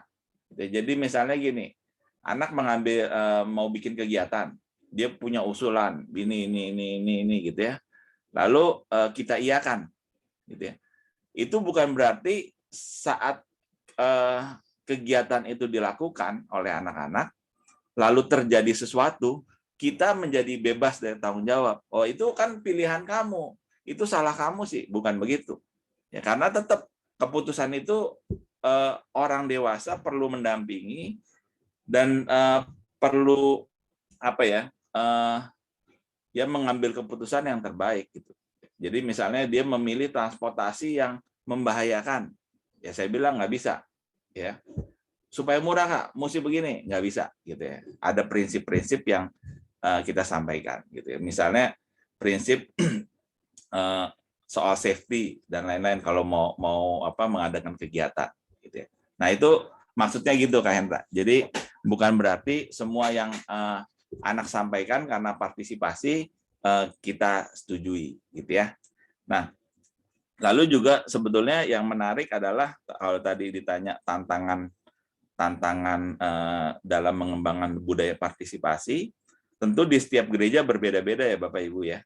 Dan kalau menurut saya salah satu tantangan saat ini adalah gap generasi yang kadang cukup jauh gitu ya. Banyak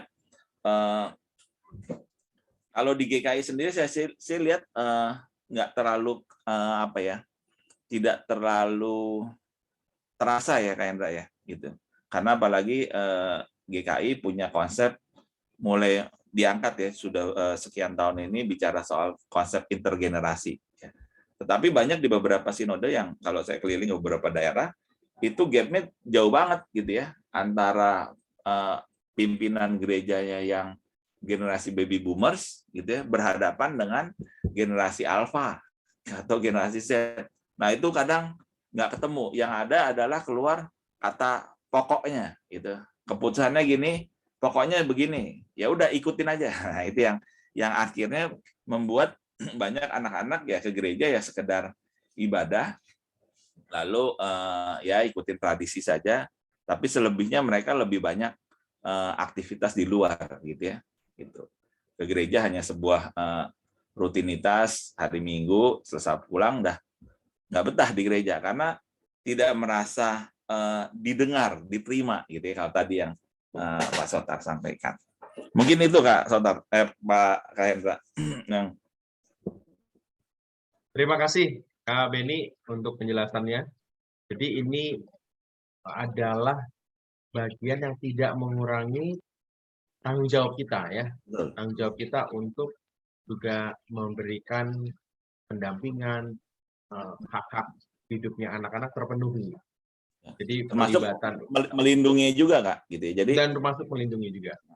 Jadi bukan berarti begitu itu usulnya dari mereka lalu kita bilang oke, lalu kita menjadi lepas tanggung jawab gitu ya. Ya itu kan pilihan kamu bukan dari gitu ya. Gitu. Dimana kita mesti tahu resiko-resikonya apa dan itu bagaimana kita bisa terus mendampingi. Nah, disinilah yang kita sebut tadi anak-anak belajar tentang proses berpikir gitu ya. Bagaimana sih proses mengambil keputusan, pertimbangan-pertimbangan apa saja sih yang harus dipertimbangkan. Nah, itu kan menjadi proses belajar yang menarik ya, Bapak Ibu. Tapi sekali lagi ujung-ujungnya masalah komunikasi. Kadang banyak orang yang nggak sabar gitu ya. Udah pokoknya hasil akhirnya aja deh, pokoknya begini gitu ya.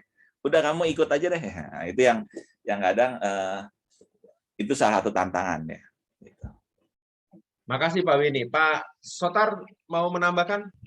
Ya, saya menambahkan yang juga perlu diingat kalau tadi ada ibaratnya itu perlindungan anak dan partisipasi ini seperti jungkat-jungkit gitu ya. Tahu mainan jungkat-jungkit ya Bapak Ibu ya. Kalau misalnya resiko perlindungan anaknya terlalu tinggi, ada bahaya di situ. Kita nggak bisa partisipasi gitu. Misal itu kayaknya ada yang ini deh, ada yang nggak beres di apa namanya di handphone kamu. Kayaknya ada chat yang saya mencurigakan gitu. Oh nggak boleh dong mama tahu, papa tahu, ini privacy gitu. Nggak ada privacy di dalam hal itu gitu.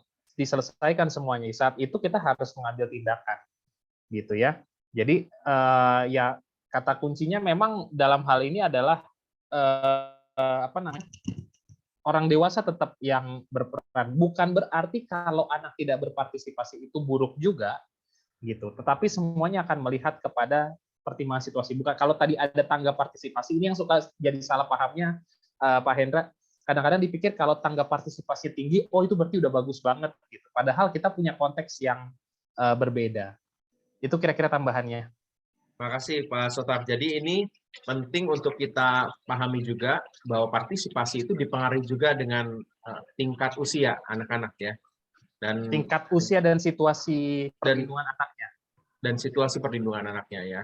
Ada tanggung jawab kita yang nggak bisa kita lepaskan. Kalau kita melihat ada hal-hal khusus, ya kita perlu juga mengambil intervensi dari dalam. Makasih Pak Sotar. Hadir bersama-sama dengan kita juga ada Pendeta Apri yang tadi membuka acara kita dalam doa ya. Apri, saya dengar di GKS Manumbara, di tempat di mana Pak Apri melayani, sudah menghidupi selama 2 tahun ini gereja ramah anak. Bicara soal partisipasi, apa dampaknya buat gereja Pak Apri yang Pak Apri alami? Silakan Pak. Iya, terima kasih Pak Hendra dan Bapak Ibu, Pak Bendi, Pak Sotar untuk sharing pada malam hari ini. Kami bersyukur 2018 Pak Beni bersama dengan tim JPAB Ibu Haryati bisa datang ke Manubara untuk menyampaikan tentang gerakan gereja ramah anak ini. Ya memang kalau kita lihat sampai ke dampaknya, memang yang pertama itu pemimpin di dalam gereja, khususnya hal ini, kita omong konteks gereja, BPMJ dan majelis jemaatnya itu harus punya perspektif dulu, ya, bisa berterima dengan partisipasi anak ini.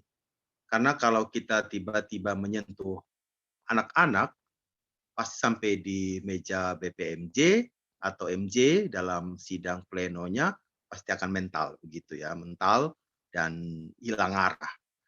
Oleh karena itu, ketika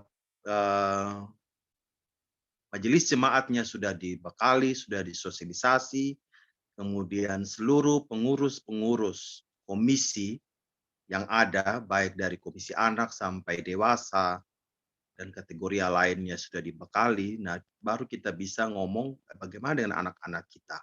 Tentu mereka punya namanya forum anak, ya, itu yang kami persiapkan. Nah, bagaimana dengan forum anak ini? Ya. Mereka yang kami lakukan adalah bagaimana melatih mereka untuk berbicara tentang isu-isu kira-kira apa yang terjadi di rumah mereka tentang kekerasan terhadap anak, pendapat yang tidak didengar, dan aneka persoalan lainnya itu mereka ungkapkan di rumah mereka. Kita latih itu sudah berapa kali penguatan kapasitas kepada anak-anak dia, sudah 6 kali ya. Kami melakukan penguatan kapasitas khusus untuk bagaimana mereka berpartisipasi dalam menyampaikan pendapat. Nah, hal selanjutnya adalah bagaimana pendapat-pendapat mereka itu awal dulu ya. Semua harapan-harapan dan pendapat-pendapat mereka bagi gereja itu kami tempel dalam gereja. Jadi kami print, kemudian di sekeliling gedung gereja itu, di dalam gedung gereja interiornya itu ya kami taruh harapan anak-anak di situ itu selama 2 tahun. Jadi biar kelotok gitu ya di pikirannya orang dewasa bahwa sebenarnya ada anak-anak nih yang perlu kita dengar mereka. Jadi harapan-harapannya mereka sebagai anak kita tempel tuh di dalam gereja. Ya, sehingga orang tua setiap kebaktian selalu lihat kiri kanan gitu dan segala macam. Kemudian mengangkat isu anak ya. Nah, setelah mereka belajar bersama-sama, mereka menyampaikan kepada kami ya di dalam rapat majelis jemaat ya, apa sih sebenarnya melalui forum anak yang disampaikan oleh teman-teman mereka. Tentu tidak bisa kita libatkan anak-anak TK dan segala macam. Ya paling itu usia anak kelas 3 SD sampai SMA itu mereka terlibat dalam forum anak untuk menyampaikan isu-isu yang mereka temukan di lingkungan masing-masing. Nah, bersyukur di kami itu ada namanya komunitas sel. Jadi komunitas sel anak itu ada juga komunitas sel orang dewasa, komunitas sel anak. Nah, komunitas sel ini mereka berkumpul menyampaikan hal-hal yang apa sih yang perlu kita kembangkan di gereja. Jadi program-program itu selama ini selama 2 tahun, khususnya 1 tahun terakhir ini memang kami serap langsung dari anak-anak. Contoh, selama ini yang menentukan apa namanya PA itu adalah dari guru sekolah minggu. Jadi nanti PA anak ini karena ulang tahun. Nah, yang lain mengatakan begini, loh, kami bukan hanya terima PA pada saat kami ulang tahun, kami tidak ulang tahun pun kami mau ada PA di rumah kami. Jadi ada perubahan nih selama ini guru sekolah minggu yang atur, oh misalnya di April ini yang ulang tahun ini kamu terima PA. Yang lain nggak mau, ya walaupun saya tidak PA tapi tetap terima, saya juga mau terima PA dalam rumah tangga, dalam keluarga saya. Jadi kami ada PA anak namanya, gitu. Misalnya kegiatan yang mereka mau lakukan. Nah, di beberapa perayaan Natal dan Paskah, kami melibatkan mereka, bukan saja oh sudah naskah jadi baru mereka main drama atau operet dan segala macam. Mulai dari rencana mereka ingin isi operetnya, pemainnya, ceritanya seperti apa, mereka mengangkat dari isu-isu yang terjadi di sekitar gereja, mereka angkat. Itu yang menjadi nanti bahan refleksi pada saat perayaan-perayaan. Jadi dalam liturgi mereka tidak hanya membaca liturgi yang sudah kami buat sebagai majelis atau pendeta atau vikaris, tetapi mereka sudah memiliki konten berdasarkan apa yang sudah mereka ya dengar, mereka lihat di keluarga masing-masing itu menjadi konten. Misalnya di tempat kami bapak-bapak pada mabuk. Ada beberapa main judi. Mama-mama itu kalau panggil anaknya itu bukan panggil namanya, panggil dengan kata-kata makian dan kebun binatang. Itu diangkat tuh dalam drama mereka. Ya, saya sampai mau ngomong juga bingung juga mau ngomong dari mana lagi begitu ya. Jadi kalau sudah khotbah ya saya tinggal bilang amin saja begitu gitu ya. Tinggal pengakuan iman rasuli dan selesai gitu ya. Karena anak-anak lebih lugas menyampaikan pesan-pesan penting itu tentang perubahan-perubahan apa yang orang tua harus lakukan di lingkungan kami khususnya seperti itu. Jadi kalau dampaknya sebenarnya ya puji Tuhan. Kalau kita melibatkan anak-anak dalam gereja, banyak perubahan yang dirasakan. Khususnya bagaimana pertobatan-pertobatan itu ya saya sedih benar-benar anak-anak itu ya yang mengajak orang tua untuk melakukan sebuah perubahan-perubahan hidup untuk kebaikan mereka. Ya, saya sangat terharu ya bahwa apa yang kita lakukan sebenarnya itu bukan kita sebagai majelis atau orang dewasa yang harus orang tua berubah gitu. Tetapi anak-anak Tuhan bisa pakai untuk mengubah sebuah komunitas itu menjadi baik. Itu saja Pak Hendra, saya kembalikan. Terima kasih Pak Apri. Waduh, ini luar biasa ya Pak Beni ya. Bahwa dampaknya itu benar-benar bukan hanya sekedar kecil pada anak, tapi justru orang tua, seluruh bangunan gereja, seluruh orang-orang di dalam itu juga mengalami perubahan. Ini yang kita bahas kemarin ya. Bagaimana semua itu terkoneksi bahwa melakukan sebuah aksi bersama soal gereja ramah anak ini bukan hanya soal anak, tapi soal semua bagian gereja ya.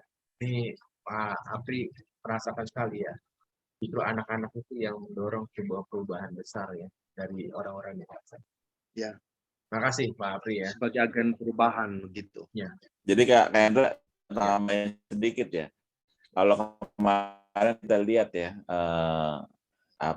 materi dari Pak Yoel gitu ya, bahwa anak itu berpotensi gitu ya. Dan kalau kita lihat dari cerita kita kan banyak cerita-cerita bagaimana Tuhan memakai anak-anak ya untuk menjadi alat Tuhan itu menjalankan misi Allah di tengah-tengah dunia ini.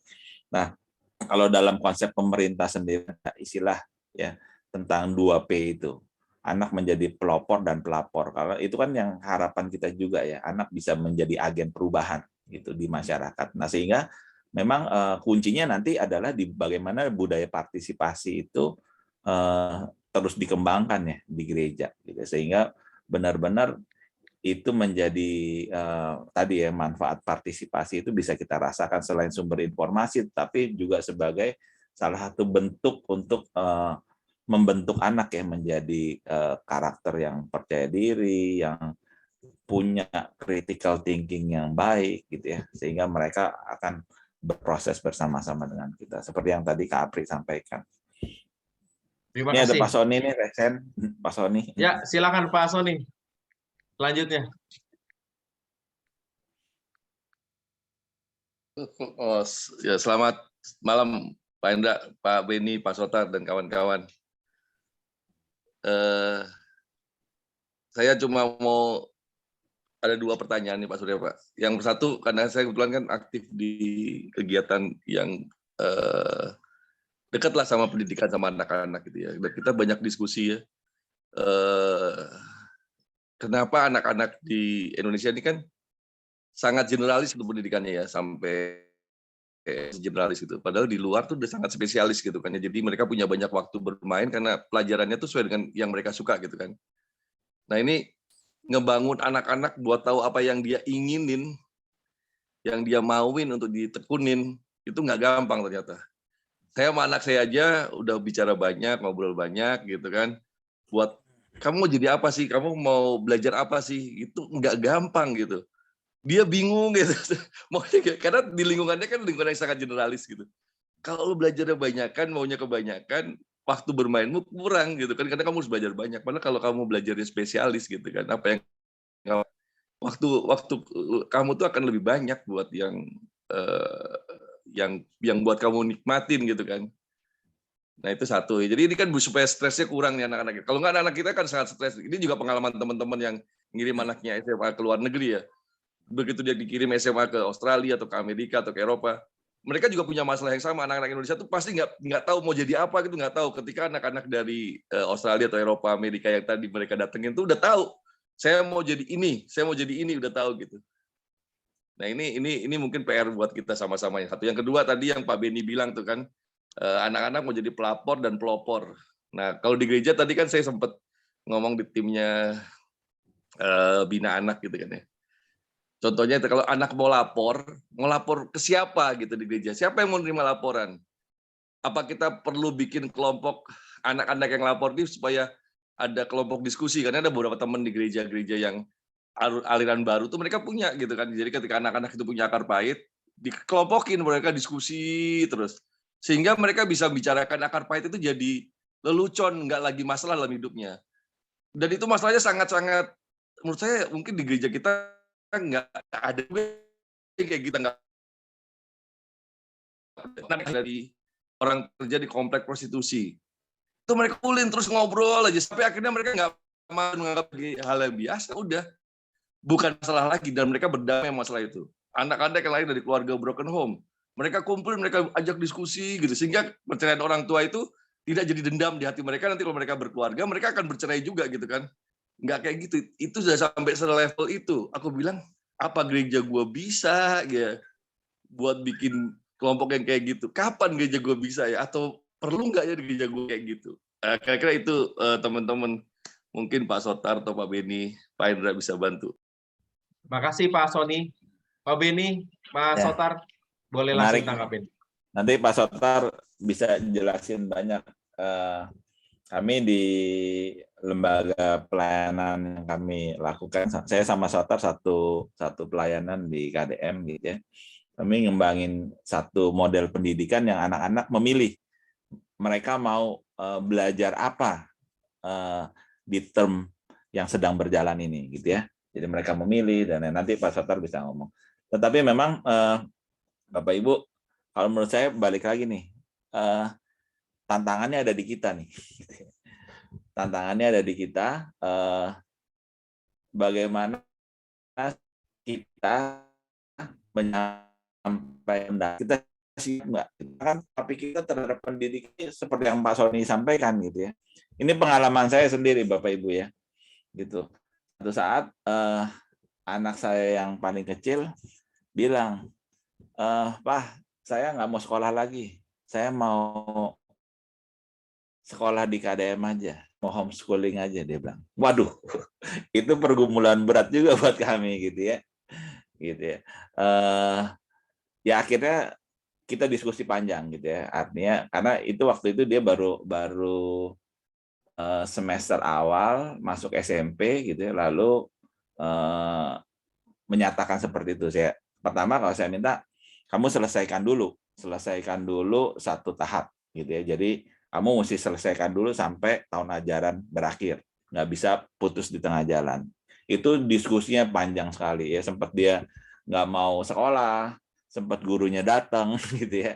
Lalu kami diskusi panjang, akhirnya dia ikut tuh sampai satu tahap, kelas 1 naik, nah dia tuntut lagi. Ini saya udah selesai nih 1 tahun nih ya. Boleh dong saya mengambil keputusan begini. Saya ajak diskusi lagi gitu ya. Yang penting saya bilang ini keputusan besar yang dalam hidupmu untuk kamu ambil, sehingga doain, lalu benar-benar kamu sadari bahwa keputusan ini ada konsekuensinya. Nah itu Bapak Ibu kita ngomong panjang gitu ya, sehingga pada saat dia menjalankan akhirnya kita ikutin mau dia, bukan ikutin mau dia ya, tapi kita mengambil keputusan bersama-sama. Ada konsekuensi yang dia tidak boleh bilang saya nggak mau gitu ya. Kalau saya menarik ada satu statement dari satu buku yang saya baca gini ya Bapak Ibu. Tuhan kasih kita kebebasan untuk memilih gitu ya. Saya diberi kebebasan oleh Tuhan untuk memilih pasangan hidup saya gitu ya. Jalan hidup saya. Tetapi pada saat saya memilih sesuatu, sudah mengambil sebuah keputusan, saya tidak bisa memilih dan tidak boleh memilih konsekuensinya gitu ya. Jadi saya sudah memilih istri saya gitu ya, Ibu Ipung sebagai istri saya, baik buruknya dia saya mesti terima gitu ya. Jangan baiknya aja saya mau, buruknya enggak gitu ya. Atau anak saya dia sudah memilih jalan untuk mengambil jalur pendidikan non formal gitu ya. Suka atau enggak akibat dari pilihan dia mesti terima gitu. Jadi nggak bisa milih ya. Kan kadang anak maunya, bukan anak aja ya, kita juga maunya yang enak aja. Ambil keputusan ini, milihnya kalau ada konsekuensi yang nggak enak kita nggak mau telan gitu ya. Nah itu yang perlu diajarkan. Tapi menarik, nanti Pak Sotar bisa jelaskan model pendidikan yang kami sedang kembangkan. Lalu siapa yang menerima laporan anak? Nanti ini akan dibahas nih Bapak Ibu minggu depan gitu ya. Bagaimana mekanisme menerima laporan anak, dan tapi prinsipnya Bapak Ibu dalam bicara kita dalam konteks perlindungan anak ini, bahwa setiap pendapat anak, setiap laporan anak, setiap informasi tentang anak itu harus di follow up gitu. Seperti yang tadi Kak Apri menarik ya gitu. Semua masukan anak itu ditulis gitu ya, supaya diingat terus, nggak ada yang terlewat. Ini menjadi hal yang menarik gitu ya, sehingga pendapat anak-anak itu benar-benar dihargai. Atau juga setiap laporan anak itu bagaimana di follow up. Jadi memang perlu ada siapa yang menerima laporan ya, dan orang ini juga nggak boleh bocor ya gitu ya, ngomongin kemana-mana jadi gosip. Nggak, itu besok kita bahas tuh Bapak Ibu gitu ya. Jadi seringkali kita terima laporan dari anak, bukannya buat sebuah sistem penanganan yang komprehensif, tetapi lebih diarah diomongin gitu ya. Jadi gosip, nah itu juga bahaya. Ya. Jadi besok kita bahas itu. Nah menarik sebenarnya ini yang Pak Sony lakukan nih di Keranggan gitu ya, mempersiapkan banyak jemaat dan simpatisan yang mau jadi konselor anak gitu ya, yang dilatih untuk bisa mendengarkan anak. Nah ini juga penting Bapak Ibu gitu ya, mendengarkan dan juga bisa menjadi sahabat buat anak-anak. Dan saya pikir kita perlu banyak nih ya orang-orang dengan tantangan yang dihadapi oleh anak-anak kita sekarang ini, perlu banyak orang-orang yang bisa mendengar anak dan juga bisa memberikan, menjadi apa ya, mentor, menjadi pendamping, menjadi fasilitator untuk anak-anak untuk bisa berdiskusi gitu ya, bukan hanya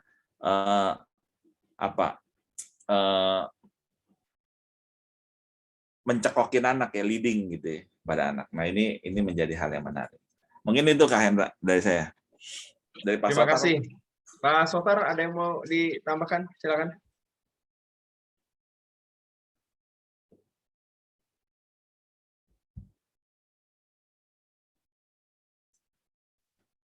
Baik. Terdengar? Silakan. Ya, Silakan. dengar. Oke. Nah, jadi kalau tadi pertanyaan mengenai apa namanya pendidikan gitu ya, yang tadi Pak Beni sampaikan, kalau di kami itu, oke, saya nggak bisa dengar suara saya, kayak mesti lift dari device yang satunya. Ya, ya, halo. Ya, kedengeran nggak? Dari Oh, ya, sini jelas. oke. Ya, jadi kalau di kami untuk pendidikan itu memang kami kembangkan pendidikan alternatif yang memang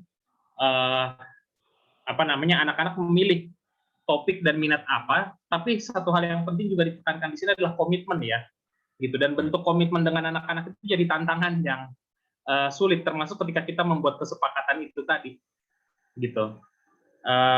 Lagi masih penekanannya tadi juga Pak Beni sudah share ya, kesiapan kita untuk menerima keputusan atau keinginan dari anak itu yang penting. Jangan kita bernegosiasi untuk hal yang kita sendiri tidak siap.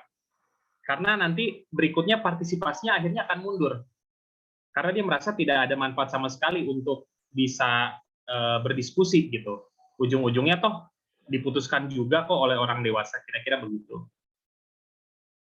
Prosesnya memang kalau bicara pendidikan nih bisa jadi satu topik sendiri nih pembahasan gitu ya, karena memang kami memfasilitasi dengan pilihan-pilihan itu juga, khususnya di anak remaja, kadang-kadang mereka juga nggak tahu gitu.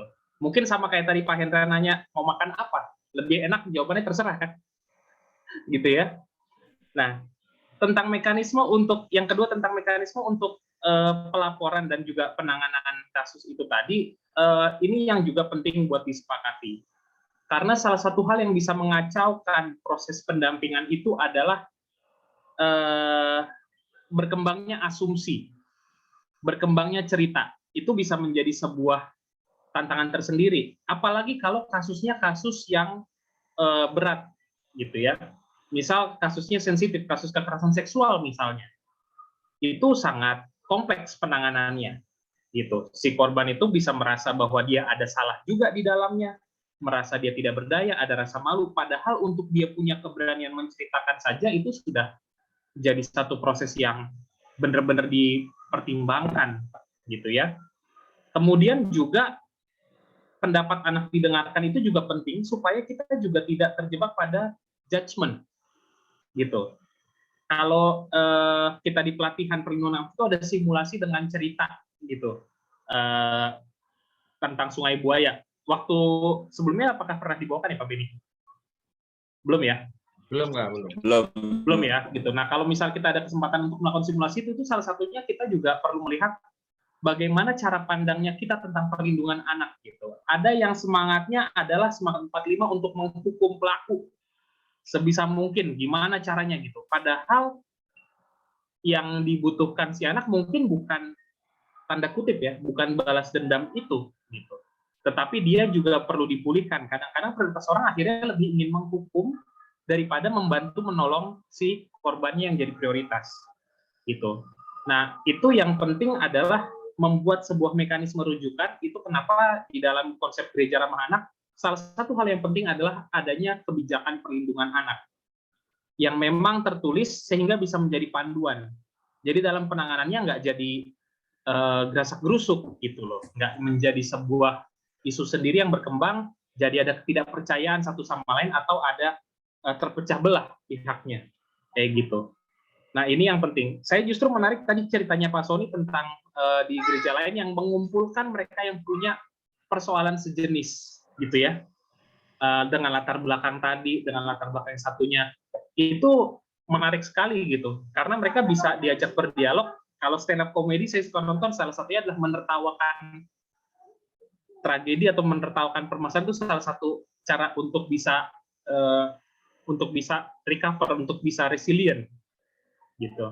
Nah, jadi itu proses yang menarik, tapi juga di dalamnya pun kalau memang dilihat penerimaan itu baik dari anak-anak, bisa jadi mereka menjadi pendamping sebaya atau pendidik sebaya buat teman-temannya untuk memperkuat juga gitu. Itu juga bisa saja terjadi. Jadi kembali lagi nanti perlu dipertimbangkan sih sesensitif apa isunya sampai perlu hanya kelompok khusus atau ini menjadi sebuah pembicaraan bersama gitu. Karena mungkin ada masalah yang tidak terlalu rumit untuk bisa tidak terlalu berat tapi bisa dibuat menjadi lebih ringan karena ternyata yang mengalami ini nggak cuma saya kok gitu. Ya, mungkin itu saja tambahan dari saya. Terima kasih Pak Sotar untuk memperluas ya, ada hal-hal yang kita dapat dalam percakapan saat ini. Kita boleh diberikan kesadaran baru bahwa partisipasi anak maksudnya, itu adalah bagian yang penting untuk dibangun, berawal dari paradigmanya ya, lalu nanti kemudian caranya, dan ada hal-hal yang lalu menimbulkan kesadaran yang lainnya adalah soal sistemnya yang harus semakin diperbaiki. Nah, proses itu semua kita sedang coba tapaki, dan pada minggu besok kita akan sama-sama juga memperdalam soal bagaimana membangun sistem perlindungan anak ya. Dan nanti ada beberapa rekan dari gereja lain yang maksudnya dari gereja non GKI yang juga hadir, yang akan berbagi banyak hal ya, bagaimana membangun sistem perlindungan anak ya. Rekan-rekan dari GBI, dari Balak Selamatan ya akan juga berbagi soal apa yang sudah mereka lakukan dalam proses ini. Nah, kakak-kakak, bapak dan ibu, kita hari ini akan kita tutup acaranya. Kita sudah mendapatkan hal-hal yang baik tentunya. Terima kasih juga untuk Pendeta Apri yang berbagi pengalamannya, dan saya mendapatkan ketegasan bahwa anak-anak itu justru bisa membuat banyak sekali perubahan-perubahan besar, dan ketika kita mau melakukan gereja ramah anak ini, ada dampak yang signifikan dalam setiap bagian-bagian umat Tuhan di kategori usia yang lain. Saya berterima kasih kepada Pak Sotar Sinaga, juga Kak Beni yang boleh berbagi pada saat ini, juga Bapak dan Ibu yang boleh bertanya. Dan sebelum menutup, saya mengingatkan kembali, ada link evaluasi yang kami sudah coba sampaikan di chat box. Bapak dan Ibu bisa berkenan mengisinya supaya untuk beberapa pembinaan ke depan kita bisa mengembangkan berdasar pada apa yang sudah Bapak dan Ibu suarakan. Ini juga adalah partisipasi ya. Nah, terima kasih untuk kesempatan malam hari ini. Saya akan menutup di dalam doa. Mari datang pada Tuhan bersama, kita berdoa Bapak dan Ibu.